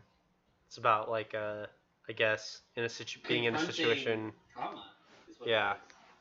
Yeah. When's the last time you confronted trauma and decided, you know what, I'm going to take all this... Embraced it. I think work is the good example of that. The knee injury is kind of like it's a physical pain, so it's kind of a lot easier to like grapple with, I guess. But the work thing, it's a very like existential, like, how am I gonna like fit into this whole thing? And I think everything, and I guess to play off that, it's like you know, I guess one of my favorite quotes, and back to the spiritual shit. Okay, you keep going back to spiritual shit, but that's like something I actually would really like to talk about. Well, so one of my favorite quotes, and it's sort of like a Buddhist quote, I guess, maybe Zen a little bit, but it's like so the quote kind of goes something along the lines of like, when not enlightened, chop wood, carry water. When enlightened, chop wood, carry water. And that quote, I use that one a lot because it serves as a reminder for me, and it's a very easy way for me to explain that sort of mindset to someone else. And whatever you're going through in your daily life, you chop wood and carry water. That's what you have to do, especially in today's society. Work is your means of survival, correct? I mean, without work, you really can't live in the society. It's just how it is. Even if you lived in some like remote country and like you have a homestead and you're like building off that and you're self-sustained, you still work. You do work that is necessary for you to survive. I mean, it doesn't matter where you are. That being said, in anybody's particular environment, even if you are enlightened or unenlightened or however you want to view it, you have to chop wood, carry water. But you have to change. The only thing that you can change in that scenario really is your mindset. And so like in those scenarios and work has been a really challenging one for me, but like the way I guess, so like Dylan's talking about trauma, right? But I think the original question, like the way you worded it was something along the lines of, was like a place where you've been challenged and you had to embrace that challenge, right? Yeah. Okay. Well, it's where you're confronted with like, all right, I have to go through some shit. I have to feel bad. This is gonna make me uncomfortable. You have to get out of your comfort zone and just dive into something, and it's like, that it's not. So like, I mean, I can relate it back to work too. Like with my previous job, I struggled with coworkers who I personally felt were incompetent. But if I piggyback off of the thing I was saying earlier, any judgment or I guess, yeah, just like judgment that anybody has towards you is a reflection of them. Any judgment that I have towards anybody else is a reflection of me, right? I'm coming from the place of where I feel like I need to judge them. So it's up to me to determine where that's coming from. So in work, for example, I was dealing with people who that I felt were, not making the cut. They're kind of stupid. They were really controlling. There's just like, not. And I think a lot of people have that idea about work, and it's easy to have that idea about work. But what really made work easier for me was I had to come from the perspective, okay, like, the only work you can do is the work on yourself, right? You can do all you want to try to change somebody else, but you can't. You can't, I can tell someone a million times that they need, from my perspective, they need to do a certain thing and it will show improvement in their life. And for me, it might show improvement in their life. And honestly, if I tell them that, it might really show a big improvement of their life. But it's up to them to take that to heart. So another kind of perspective shift is like, everybody that you... God damn it. So with dealing with incompetent people in your life, like, have you... So this is something that relates to me because I feel like I'm coming from the opposite like spectrum at work. Mm-hmm. I feel like I'm the incompetent one like all the time, right? And so what's benefited me a lot was someone who literally just like slows down and thinks out loud. Like if I can follow their thought process, I will figure it out and kind of like get there. Like if they explain to me why something is happening and I can like piece together what's going on, it's so beneficial to me, someone who's learning. Have you ever kind of dealt with those incompetent people from like the standpoint like, hey, this guy's gonna catch on if I like explain it to him? If I'm or like for myself being the incompetent person? No, the other way around. So like you felt like you've dealt with incompetent people, like and getting frustrated by it. Have you ever like slowed down to the point where you evaluated that person, like, can they figure this out if I help them in a different way? Okay, so exactly. So in those scenarios, right? And I was part of like the management group, which was like a few of us. I mean, we do all the meeting. Someone actually got we do all the stupid meetings, right? We'd sit there, and the guys that I was dealing with, I mean, they totally just would take advantage of my boss, and it was really shitty. I mean, I've seen that. Sorry. so I was the inventory manager at my job for a low voltage cabling company, construction.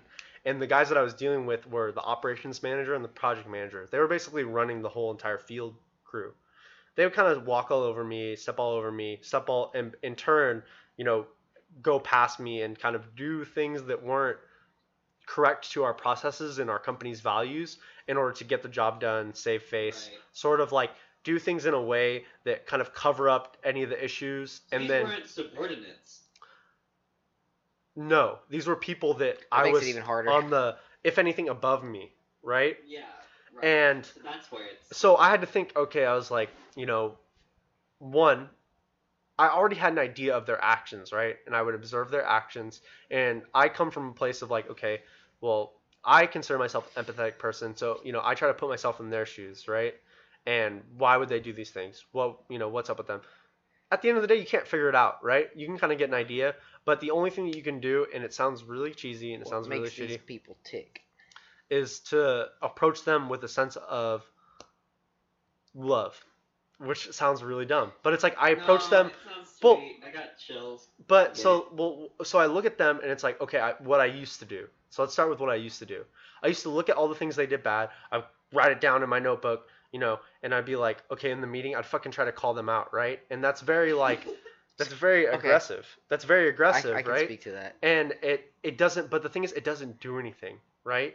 Because then they think you're out to get them, whatever, blah blah blah. It changes how they interact with you, and in turn, almost enables them to, especially if they're not self-aware, to think in a way that's like, okay, I want to bypass this fucking guy or whatever. I'm gonna act out even more, but I'm gonna do it behind closed doors. So now I'm gonna figure out, from their perspective, it's like I'm gonna figure out how to do all the same shit I'm doing without the guy noticing, right?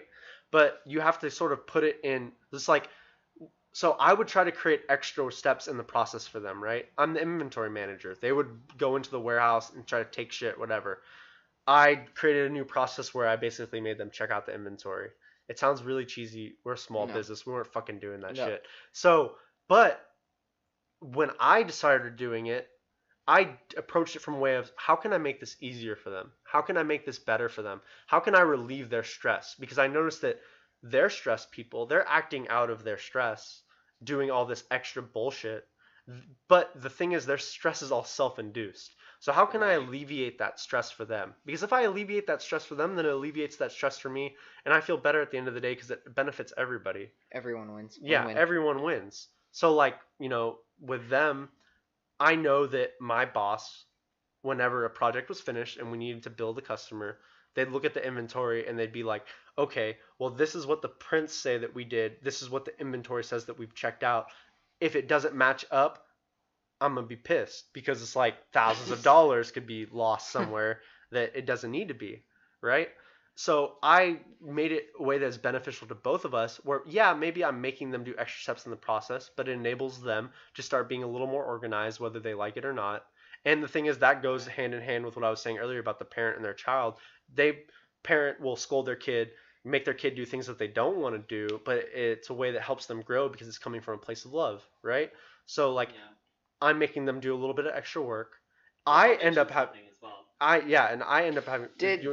what's up? Did you find yourself, so in approaching them from like a place of love, did you find yourself like having to bond with them in a different way? So this is one thing that I found that's kind of funny about work. It's like, oh, work and social life has to be different. Like, it has to be separate, this and that. Like, people you work with well isn't necessarily someone you'd be friends with. But god damn, is it easier to work well with someone who you could actually be friends with, right? Mm-hmm. Like, if you can get to like some level of trust between the two of you, like those two parties, it's so much easier. Because that's something I struggle with in my job because I'm kind of like training to do one role, right? And that role is kind of more of an oversight of what all the people I'm working with are doing right now. So it's kind of like, oh, this kid's gonna be the boss. This kid who is literally like exactly the same age as my kid. Like that's like how I'm viewed at work. And the biggest thing I had to kind of like overcome was basically establishing myself as like being on their team. I'm on your side. Nothing I do is ever gonna like be against you. Like I'm not the antagonist in this situation, right? I think that's like a good way to go about it. But yeah. Don't do it in like a please love me kind of way. Do it in a way of like I want to work with you. Right. And right. Again, like. And I was gonna mention about the like parental love kind of way, right? You can be tough and you can be scolding and do that from a place of love.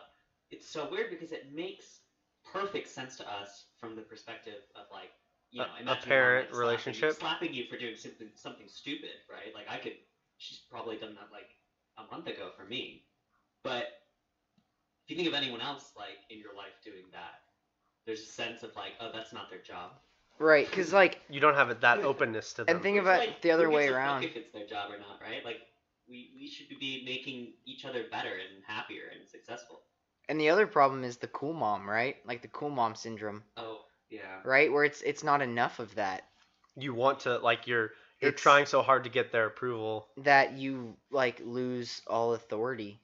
So okay, well then I can talk about a little bit about on that because if I take a step, because the thing is I was a middle role, right? I had people above me, but I also had people below me, and I've worked retail management and I've had plenty of people that I've managed, and I think one thing that you really have to establish is, you know, first of all, in your day-to-day work, I mean, you really want to present yourself in a way that, you know, and like I was saying, the only work you can do is the work on yourself, right? So like by making more work for the guys above me, I created more work for myself, right?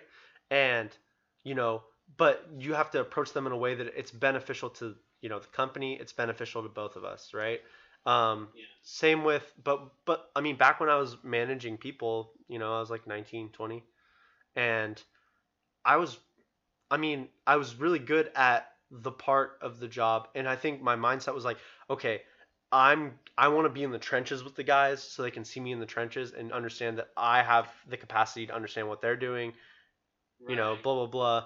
That's how I'm going to approach management. I'm going to do the same shit they do, blah, blah, blah, but more. My fiance is really good at that. And it's easy to do in retail. You never ask someone to do something that you wouldn't do for them. Exactly.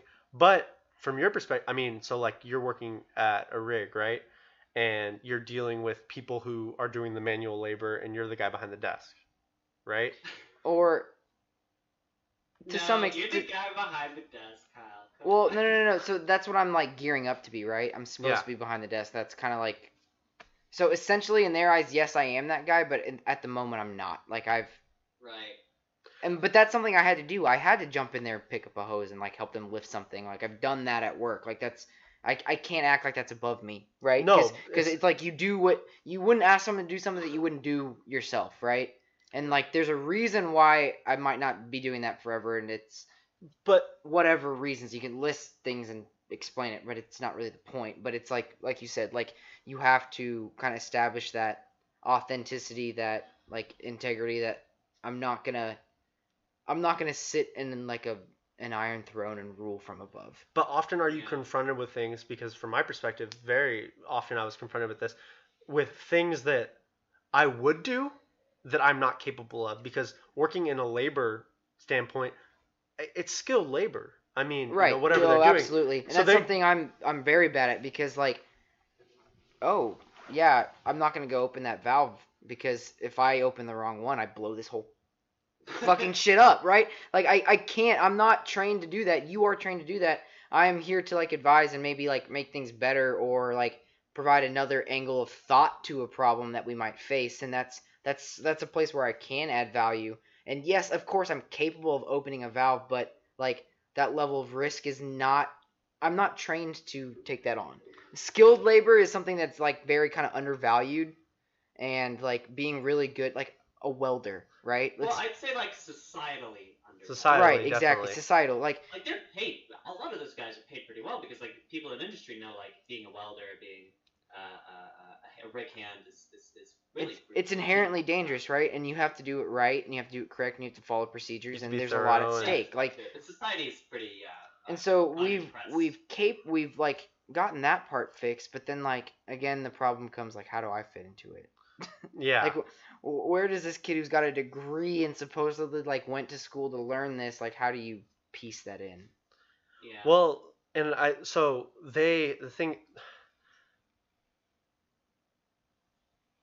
guess for me, and it's so hard for me because I obviously can't relate to that from the same way. But so I'm a very like unique. I don't say that in like in a fucking egotistical way, but like it's a very weird situation that I'm in.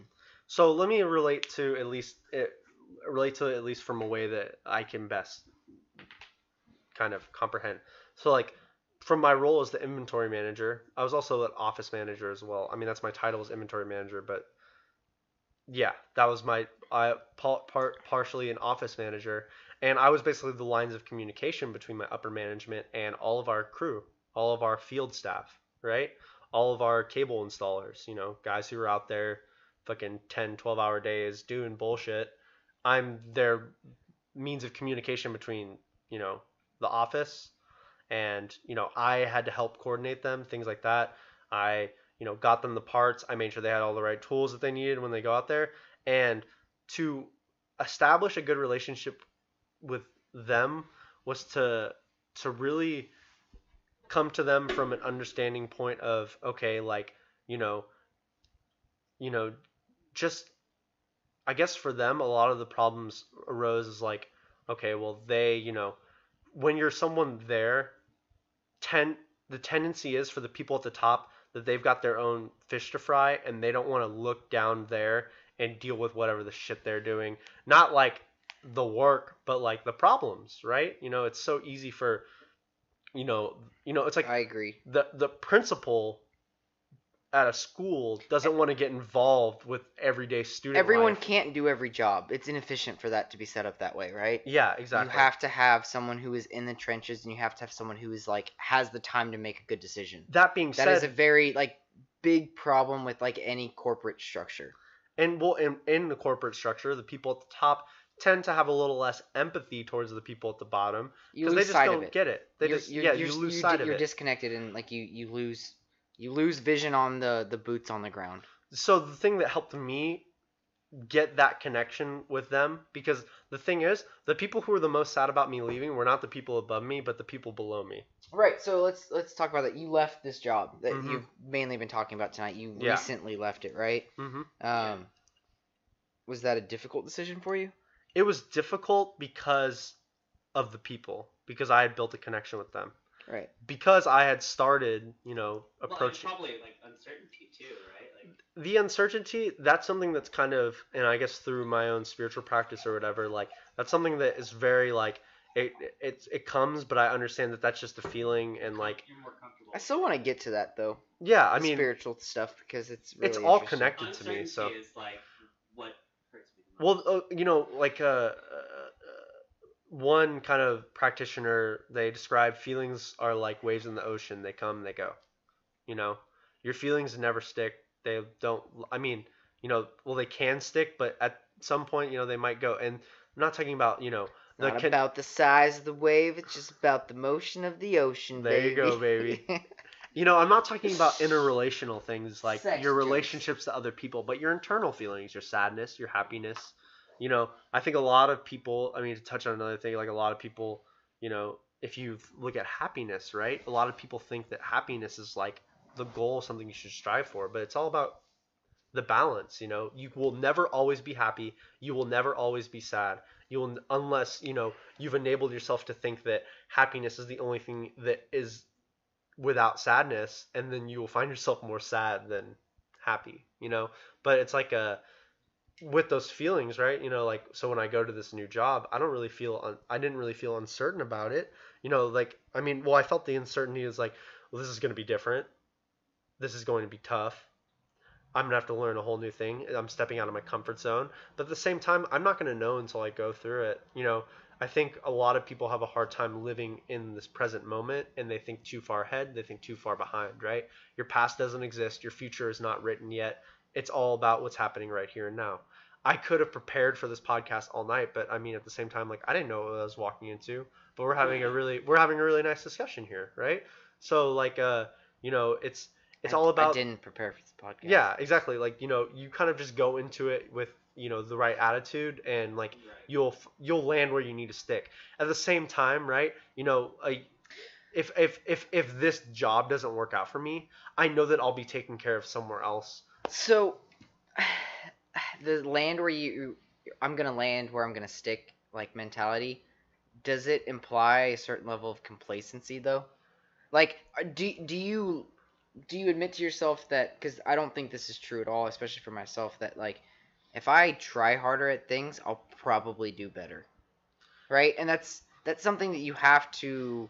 It's like a self-improvement standpoint, right? It's like we can watch all these TED Talks that show you why, that like when you try and apply yourself correctly, you will do better. So is the idea that I'm gonna land where I'm gonna stick, like, does that always apply? Is that always a good enough strategy? Is that I think best mentality? I think to me it's the best mentality. Not that I'm gonna land where I'm gonna stick, but in the same kind of like vein, I guess. It's like I am doing what I need to be doing, and as things come up, like, because the thing is, you'll be going through life, and as long as you're going through, because I guess in viewing things like a game, right? Like I had to understand that by, like through my own mindfulness of my situation, that whole situation with me and my coworkers, right? The people above me that I had a hard time dealing with, I understood, like I had to treat it sort of like a game, right? Like I was like, this is something that's testing me. Play the game. You're just another cog in the machine. Well, it's like I'm not like that, but like I'm okay. Like this is testing me. It's either sink or swim, right? Right. But so why would you not want to swim? Like, right? That's what I'm saying. If like, okay, it's a sink or swim situation, and there's this opportunity to learn the backstroke. Learn the backstroke. You can breathe while you're swimming. Like that's like it's a huge advantage. Like if everyone else can't do it, you probably swim farther doing the backstroke than the breaststroke just because you took the time to learn it, right? There's certain things that you can add to your skill set that I don't think you should be slow to adopt. Well, it's easy to like get into the mindset that you need to be going to, like, the backstroke is not going to be out of your comfort zone, right? And a lot of people are scared to go to something that's out of their comfort zone. So whenever you're approaching work specifically, or anything really, you're dealing with backstroke is slang for anal. God damn it. It's this fucking chat, man. So I'm realizing why most podcasts don't have a Twitch chat while they're doing them. Which mindset makes my pee-pee big? Believing. We don't really have a talking point. I mean, we're just talking. What would you like to talk us? What would you like us to talk about? Anything you want to talk about, but I guess right now we're talking kind of like self-improvement, like life strategies, kind of you want to do. Igneous cock timed out right for 600 seconds. Beautiful. Oh, I'm rambling. Well, I mean, that's fine. That's fine. What would you like us to ramble about? Yeah. Because I'm down to ramble about anything or actually talk. But I mean, I'm not talking, so like if my words stick with you, they do. If they don't, then I'm sorry. But sorry, what was your question about? Is work, right? No, it's just kind of like. Oh, the sink or swim kind of deal. Yeah, like sink or swim. That's one thing that I wish I had more of in my role right now, because it feels like it's kind of like just swim and just keep swimming. It's like the fucking Dory mentality. Like you're not gonna really do anything that wrong where you could mess up, but like I'd kind of like to have it a little bit more engaging to where I could mess up, I guess is what I'm saying. Think about your life, right? And think about all the things that you've been through, and think about all the things that you've tried that you've been unsuccessful at or successful at. I mean, there's a certain point where and it's okay to be in a situation where like, okay, this is something that I'm not going to be successful at, and you can move on. But at the same time, if you feel it, and if you really feel like this is something you can strive for and keep doing, there's nothing wrong with keep doing it. But when you fail, it's always the expectation that you are going to get better that keeps you held back, because it's all in, like when I was talking earlier about immersing yourself in the moment, right? In that moment, all you need to do is try better and approach it from from a mindset of, okay, like, yeah, like this is something I feel like will benefit me and I want to do better at it. And you can keep doing it until, oh, well, you know what? If it goes away, then it goes away. You don't always have to feel so strongly about something. And I guess that comes, like you talk about how I have interests that I stick to, and then, I immerse myself in it and then it goes away, right? Or I become a temporary expert at something, right? Temporary expert. Oh, come on, dude. I think you're uninterested. Anyways, but I have a problem with that. I think I do kind of.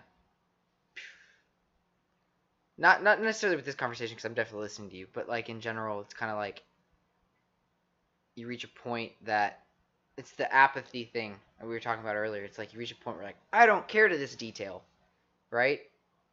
But I don't know. I don't think this kid knows this. Thanks, Tyler. Oh, I forgot I made Tyler moderator of my channel a very long time ago. Well, the thing about, I guess, just life is like, another kind of thing that I stick by, another phrase is like, everybody has something to teach you. Every single person has something to teach you, and it's up to you to decide whether it sticks or not.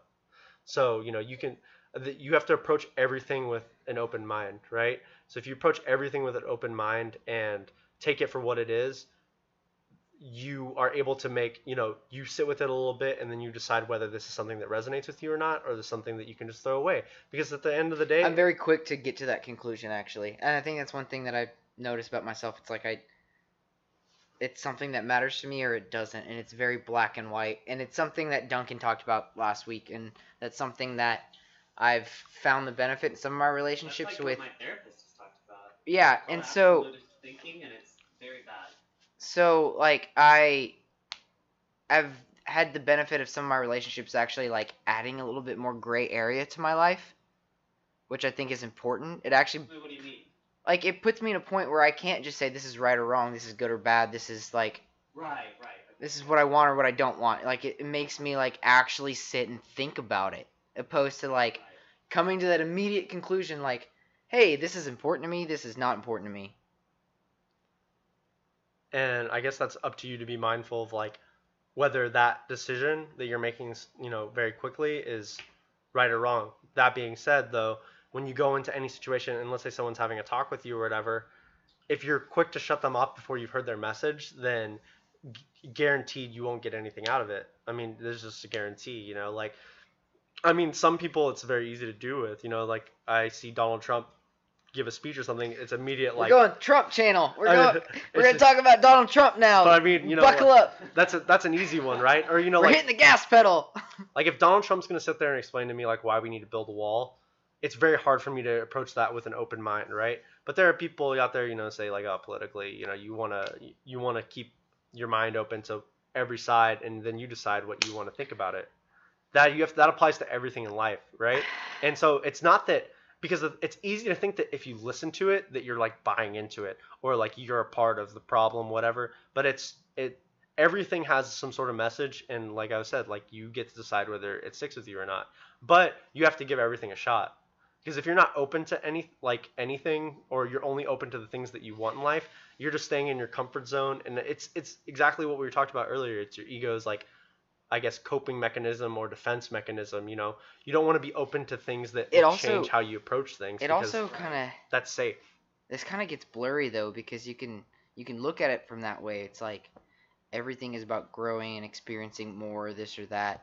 But sometimes, and I'm gonna kind of relate it to a professional setting. Sometimes it's actually really beneficial to you to be the best at one thing, right? Yeah. So maybe you're not the best at every type of relationship. You're not the best at like understanding every type of person, but like topically, you really understand one thing well, and that's actually really beneficial. It like separates you from other people sometimes, and that's like maybe a societal issue where we need these experts, and it doesn't really matter what other people think, say, or do, because they actually understand it at a level no one else does. and it sets them apart. It gives them a benefit. And I'm thinking in a professional way, but like even from a relationship standpoint, like sometimes you might only want a few types of relationships in your life. Well, like I want my doctor to look at me like I'm a fucking robot. I want my doctor to look at me that way because that's the best way for them to figure out what's wrong with me. You want him to apply biology and not like. But I want my therapist to not look at me like a robot. I want my therapist to look at me like I'm a fucking human being. I mean, I don't have a therapist, but if that's like the scenario, I want right? a therapist. Well, yeah. I mean, a lot of people I feel like would benefit from it. So you said you were diagnosed with depression. Where did that come from? So like a therapist and a doctor. Okay, so and I saw a psychiatrist too. So yeah, medical professionals did diagnose me with that. I mean, I've told Dylan this. I'm not coming from like maybe a mental health standpoint, but I really want to go see a therapist, and I think my next days off, I'm gonna try and schedule something. Well, sorry.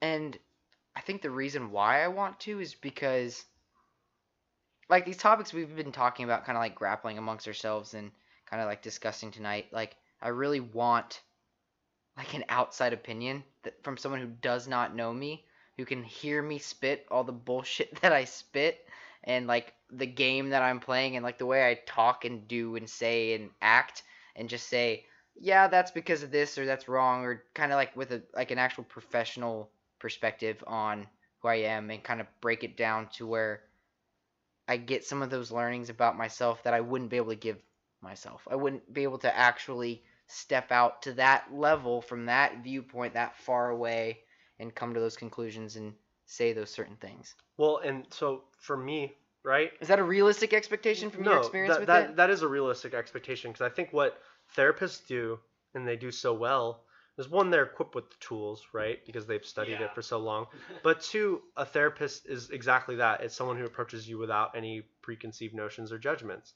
That being said, that's something that we can all kind of strive to be, that sort of person, not to be a professional therapist, but to be the sort of person that approaches someone without their judgments of, that, because if you have the understanding that people, for example, I have the understanding that people are going to lash out or do things that,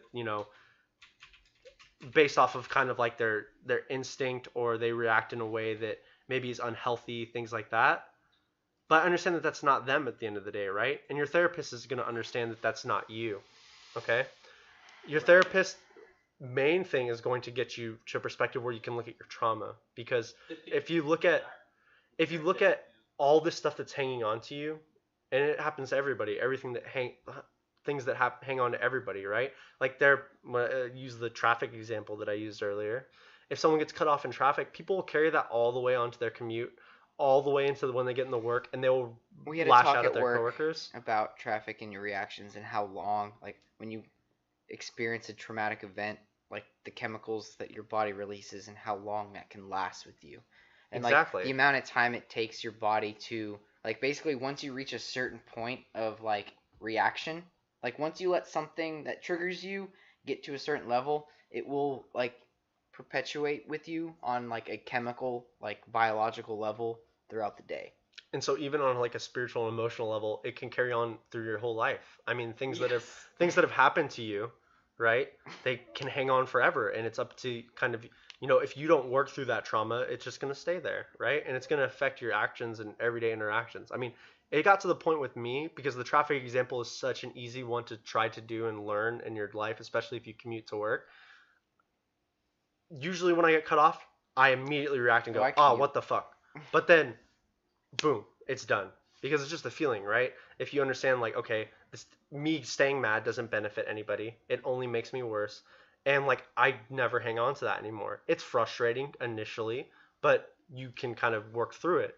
And the therapist will get you to the point where you can work through it sort of on your own, or will give you the ideas that will help carry on into, like, how you handle those situations. I mean, sorry, go ahead. I was going to throw in, before we move on to something else about therapists, the thing that I found that I did not expect them to be so effective at is, it sounds dumb, but catching you, I don't want to say lying, but catching you like being, like protecting yourself, right? Mm-hmm. like maybe hiding the truth, not lying, but like lying through not disclosing every detail. Like for example, let's say like the therapist decides to bring up something about like your family or something like that. Let's say like someone has a really bad, traumatic experience with their family, right? What they'll do sometimes is like they'll notice the way that you react to or behave towards like something that they've mentioned, and they'll be like, okay, wait a minute, like why did you react that way? Like what's up with that? Like that's definitely something we should talk about. And it's always super interesting because she catches things that I've never even noticed about myself. And I'm like, oh shit, okay, like this is really, really interesting. I didn't realize I had such a bad, X, Y, Z, right? Mm-hmm. And I think like oftentimes we just assume we're smart enough to where we can catch it all. And it's just not true. Therapists are again like equipped with the tools to where they can like truly. That goes back to my point on everything that you're like you bottle something up. It's good in the short term and not in the long run. They're really good at using tools to find that stuff and weed it out before it really can take control of your life or like give you any kind of mental illness. I mean, I think that like I don't think therapy is bad at all. I think therapy is very very valuable, but I also believe that you can attain that sort of thinking on your own, but it's so easy to live like in the mindset of like your critical mind, and especially for you two. I mean, you both are like engineers. It's very easy like because elephant in the room. Your critical mind has gotten you to the point where you are, right? Is like your lifeline.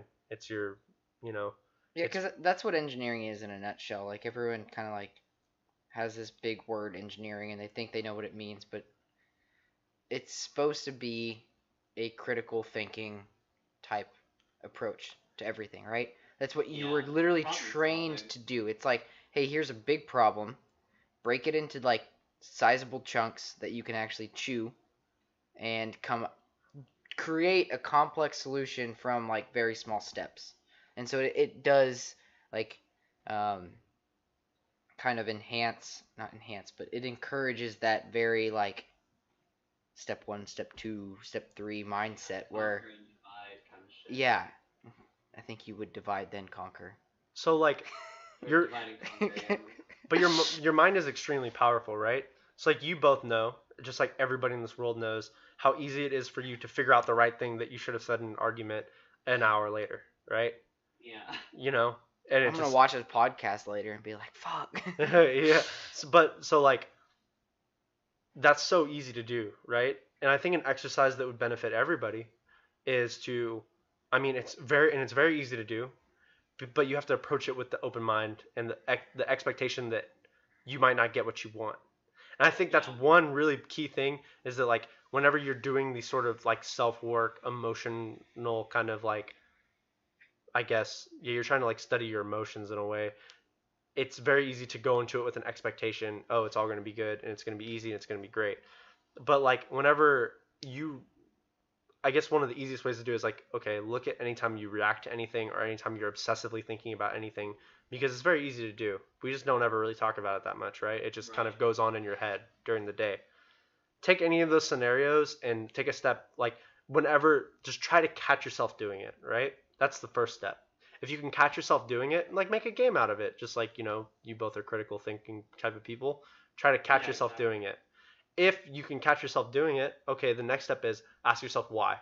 So it's like for the traffic example, because that's such the easiest one because it's the most simple reaction that a lot of us do. Okay, you get cut off in traffic, you get mad. Ask yourself, why did I get mad at that? And then let it go. And if it's kind of like a checklist, right? Just check it off and forget about it.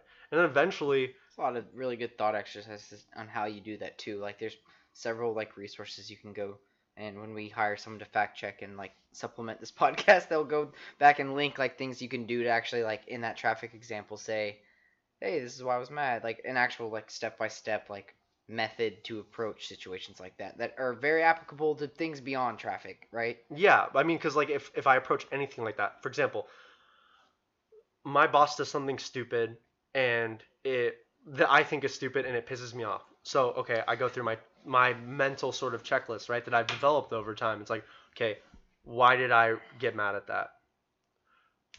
You know, and is it something from me or is it something from them? You know, am I projecting, blah, blah, blah, whatever.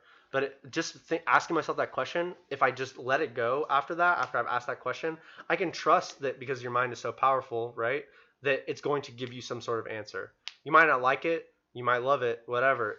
You know, sometimes it comes down to I'm being really judgmental and a piece of shit, you know, and it's kind of like, okay, well, I get it now. It's kind of funny. Like, I thought that they were wrong, but I'm really the one being wrong. Or it's like, you know, they're trying to avoid something, blah, blah, blah. Or, you know, they're trying to do whatever. I mean, it's totally different for every scenario. But if you approach it from and try to use the critical mind for the tool that it is, it might give you some answers and help you solve, you know, very tough things in your life, just like it's helped you solve tough things throughout your entire life. Because, I mean, that's what it's there for, right? You know, things that the biggest one that is the hardest to ever overcome is the things that you hold on to from your past.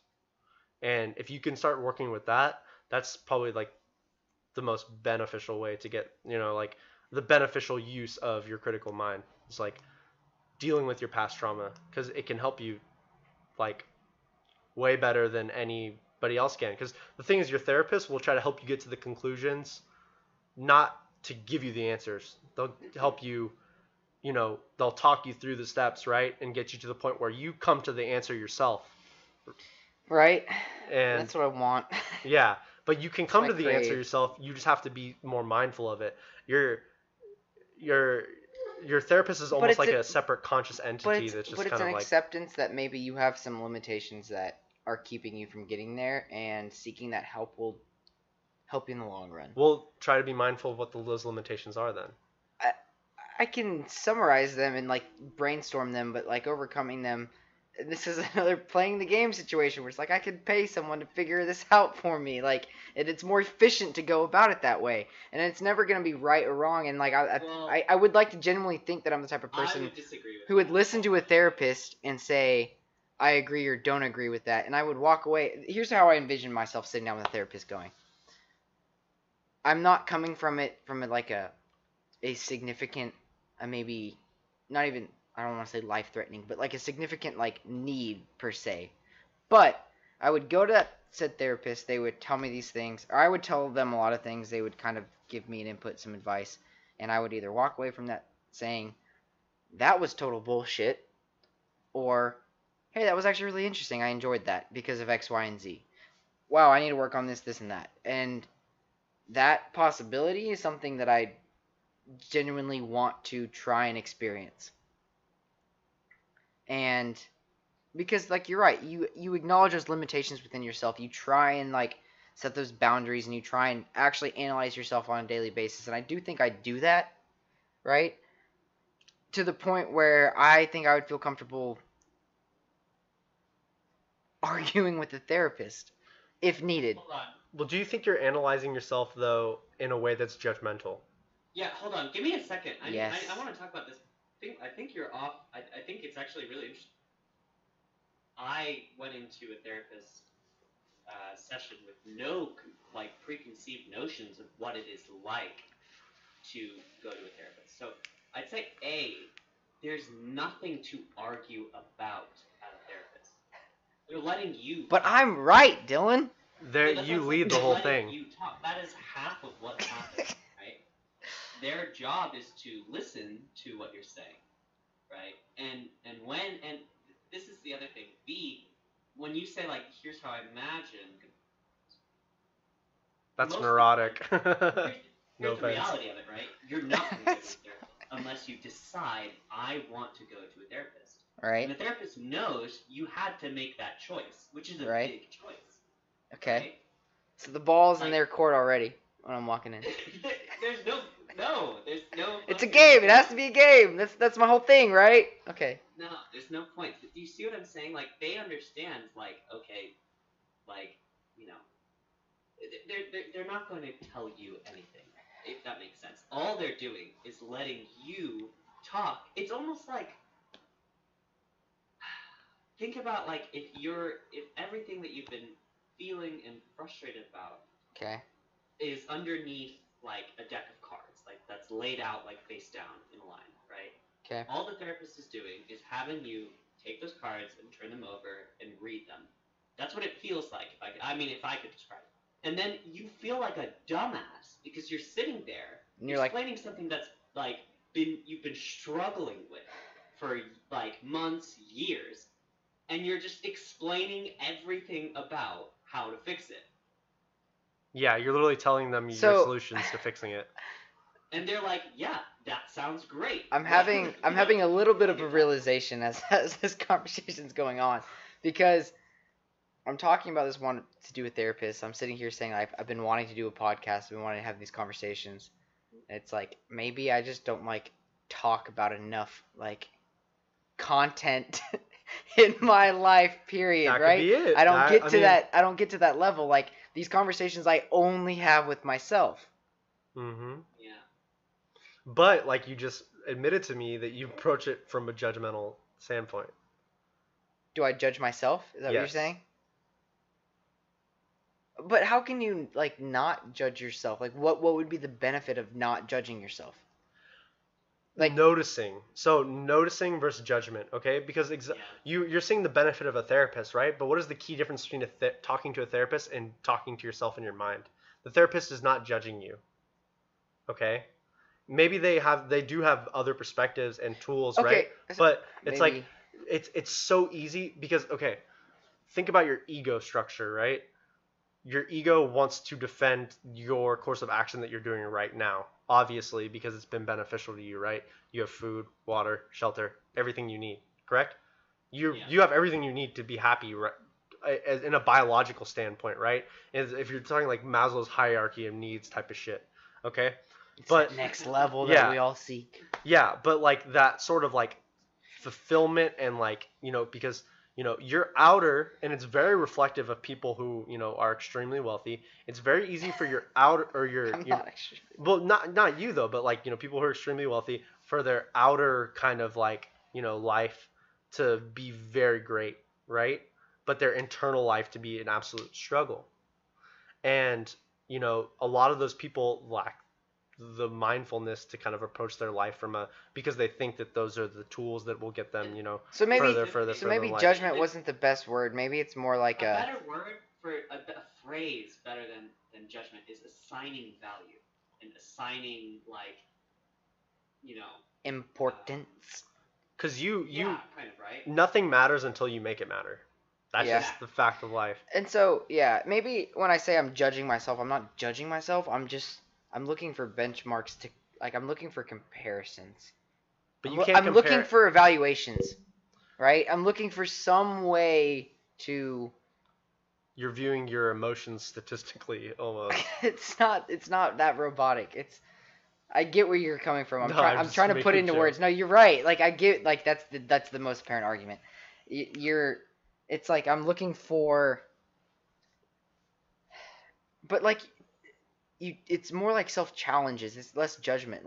How could I be better? How can I do things better? What are my strengths? What are my weaknesses? It's not a judgment. It's a self-evaluation. It's a self-improvement. I'm gonna suggest type standpoint. With no judgment, that there is probably a lot of things in life, relationships, situations, that I think you might be ignoring how they make you feel. That was something I realized I did a lot, which was kind of ignoring how I felt about certain stuff, and I think you might have something similar to me in that aspect. Been there, done that, yeah. It's yeah, I don't know how to explain it, but there's a lot that I realized that I didn't think. A lot of things I cared about that I didn't know I cared about, and I think you might have something somewhat like that, and you put yourself in that position again early in time, right? Because it's safe, it's a defense mechanism, right? Actually, my therapist had something really interesting to say on kind of this topic of things you don't know and things you can't really comprehend. One of the biggest things you can't comprehend when you have some kind of severe depression is you feel you most of the time you do feel some worry because you realize I'm not in a good place, right? In one way or another, you feel it I'm not in a good place. But the interesting thing is actually one of the safer kind of areas of depression. Like, where you're not really doing shit, you feel kind of shitty, but, like, physically, you might be at the safest of any stage. So safe. So safe. You're so right. And getting out of depression are the most, like, unsafe. Like, that's where you're most likely to... Do something drastic? Yeah, exactly, because things start getting better, and then they stop, and then you have the energy to, like, get mad about it? Or yeah, exactly. So, not mad, but yeah, you have freedom to react how you see fit. And so justified. Part of depression is it's a protection mechanism of, like, there's things I can't deal with, right? So I'm going to, like, not feel them. So, and everyone to some degree does that defense mechanism. So there's probably some stuff, probably, like, on the topic of, like, things that you're not going to be able to talk to your therapist about. The shit that, like, you didn't know you worried, cared, or had, like, a thought of. And that's the stuff that's like breakthrough. Yeah. Well, I guess, like, when you're talking... I'm going to think about this and go pee real quick because I am dying. My tiny little bladder's struggling, so... Alright, we're going to run a quick ad. Yeah. Our sponsor, and then the professional video editor that we hire later is going to edit this part out. It's not you? It's going to be me. I don't know. I feel like, man, it's just so easy to, like, yeah, this is a casting couch. I'm gonna get fucked in about 10 minutes by myself. Oh, that kind of casting. I didn't even understand. Yeah. Boy. Oh, that's the only one you can relate to. Ooh, look at those sweaty armpits. You know, like, it's so easy to get caught in, like, because you might not think that, like, your own thinking is judgmental, but, like, yeah. And I guess I want to touch this with Kyle in a little bit, but it's like, how easy is it to, like, think that, you know, it sounds really dumb, but, you know, you're, like, obviously, like, a lot of people want to improve, right? And so you look at your own situation, you're like, how can I improve? Like, this is all based off self-improvement, right? Sort of deal. But more often than not, like, that's also judgmental. And I'm not good enough. In any way, like, you are totally good enough. Like, you're absolutely good enough. You're just not acting at the core of your being. And so it's like you're not being maybe as genuine as you'd like to be. And that's exactly what I think you're trying to get to with, like, talking about, you know, what that sort of realization that, oh, what I'm doing, you know. Is it me? Yeah. Yeah, is it me? Not authentic. That's such a bad word. It's the perfect word, honestly, because your authentic self is one that is not, like, acting on any preconceived notions of, like, who you should be. Because, like, Sartre said, like, hell is other people, right?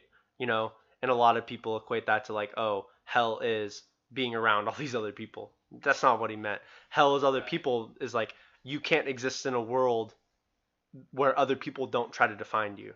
Because it's so easy for people to look at you in that sort of box of, like, okay, this is the person you are, so this is the person who you are to me. And this is how you should be, and this is how you should act. And it's not just, it's on a societal level, and it's on, like, an interpersonal relationship level. And it's also on a self level. It's like, how easy is it for you to think, like, when you react a certain way, like, this is not who I am. Yeah. But it's like, but you do it anyways. But at catches you off guard. At what point do you get to where you're like, okay, I need to find out who I am? And that's the hardest thing to do. I mean, from anybody.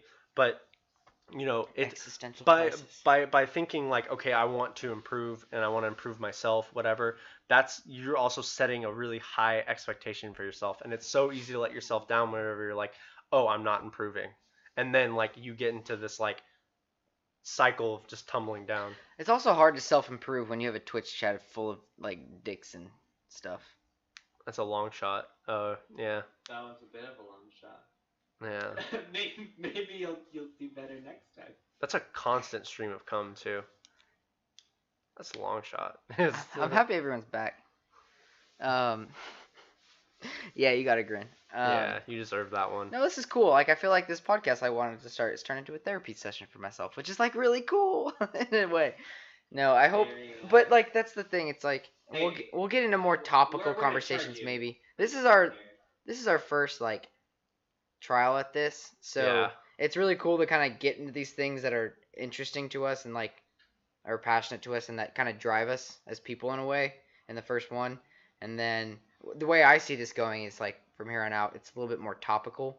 Maybe we kind of brainstorm more things that we specifically want to talk about and kind of approach those from that way instead of kind of letting conversation flow like this. But either way, I think it's gonna break out this way. This is gonna happen with us for sure. But at the same time, it's like it's still important because I think this I guess media, this method of communication is unique in the way that we get to have an uninterrupted conversation minus this Twitch chat between the three of us about something that's important, and we're gonna basically speak in what feels like an authentic way that expresses ideas and other people might, and people have inputted like when we've said things tonight and like said I don't think that way or this or that and like right. But it'll at least spark thought or maybe conversations among other people in the same way. Very true. I think it'll be kind of cool. As long as I don't ramble too much. You do ramble. I do ramble a bit, but I mean, that's just who I am. I don't really give a shit. Rambling's good, because a lot of people don't say anything. I mean... Which is worse, someone who rambles or somebody says nothing? Yeah. That sounds like something my dad would say. Dead air. Not my dad, particularly, but... In a bad way? Is that a dad comment? No, like we beat Hitler. It's better to do something. I had no part in beating Hitler. I'm just gonna admit that right now. Hitler. I think I have a lot of strengths, but definitely beating Hitler was not one of them. No. Man. Well, my dad takes credit for it, but I mean, France. They did a whole lot. Yeah. Man, it's just like a whole lot of nothing. I mean, it sounds so stupid, but I honestly was thinking about it the other day. Like, England literally saved the fucking world. Yeah, we didn't really do shit in America. Shit could have been we dropped some bombs. That's it. Yeah, we were doing some fucking weird. We just got in way too late. We may have had tiny effort, but we dropped some big old bombs. Yeah, we really fucked over a lot of people.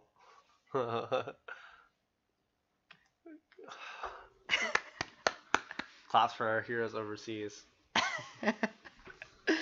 I wish. So this is the biggest limitation I've ever seen with the podcast. Now that we've done it this way, I'm realizing that like every podcast that I've listened to in my entire life has definitely lacked a Twitch chat. Yeah, we fucked up there. Gosh. We didn't fuck up. I don't know. Who's the MVP of the chat tonight? Can we get some gloves? Probably that guy Tyler Band that literally like triggered all of us for like 2 seconds. Gucci Mane Trap Boys. I appreciate Travis's sense of humor. Yeah, we do have to read the comments out loud. Maybe we'll like when you put the video, we'll put the chat up with it. Oh, I mean this. Oh, never mind. Oh. Sorry, I can't help with that yet. Fuck you, Google. That was crazy. Fuck Google, that dumb bitch. All right, well. I think are we done? Is that how you end a podcast? The conversation just kind of dies for a second there. Cliffhanger. We're all good, and then the fiance calls and. No, I think that's a good. Yeah, it's gone for right? almost 2.5 hours. So. I was gonna get all spiritual on y'all, but I don't want to talk for another 2 hours. Yeah, we can do that next time. Yeah.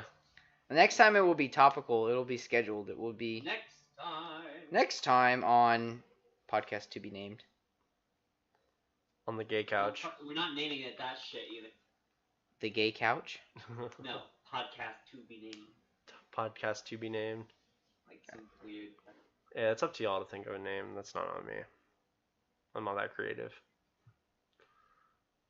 Alright, well. Which one's OP? Oh, Kyle's OP. Okay, never mind. Yeah, definitely. I'm gonna type a 1 in the chat. Whatever. I'd be lying if I said I was upset. I think I'm gonna favor some Whataburger though. Word. Press 2 in the chat if I should order Whataburger. That sounds phenomenal. I'm gonna drop a 2. 2 from myself. Nothing gayer than having a loving female fiance. So fucking true. Yeah, that's probably the gayest thing about my life right now. Yeah. But All right, guys. Good night. Good night. Twitch, at least. Dylan, I might talk to you for a little while longer, but everyone else is done. Yeah, fuck off, everybody. Thanks, guys. Peace.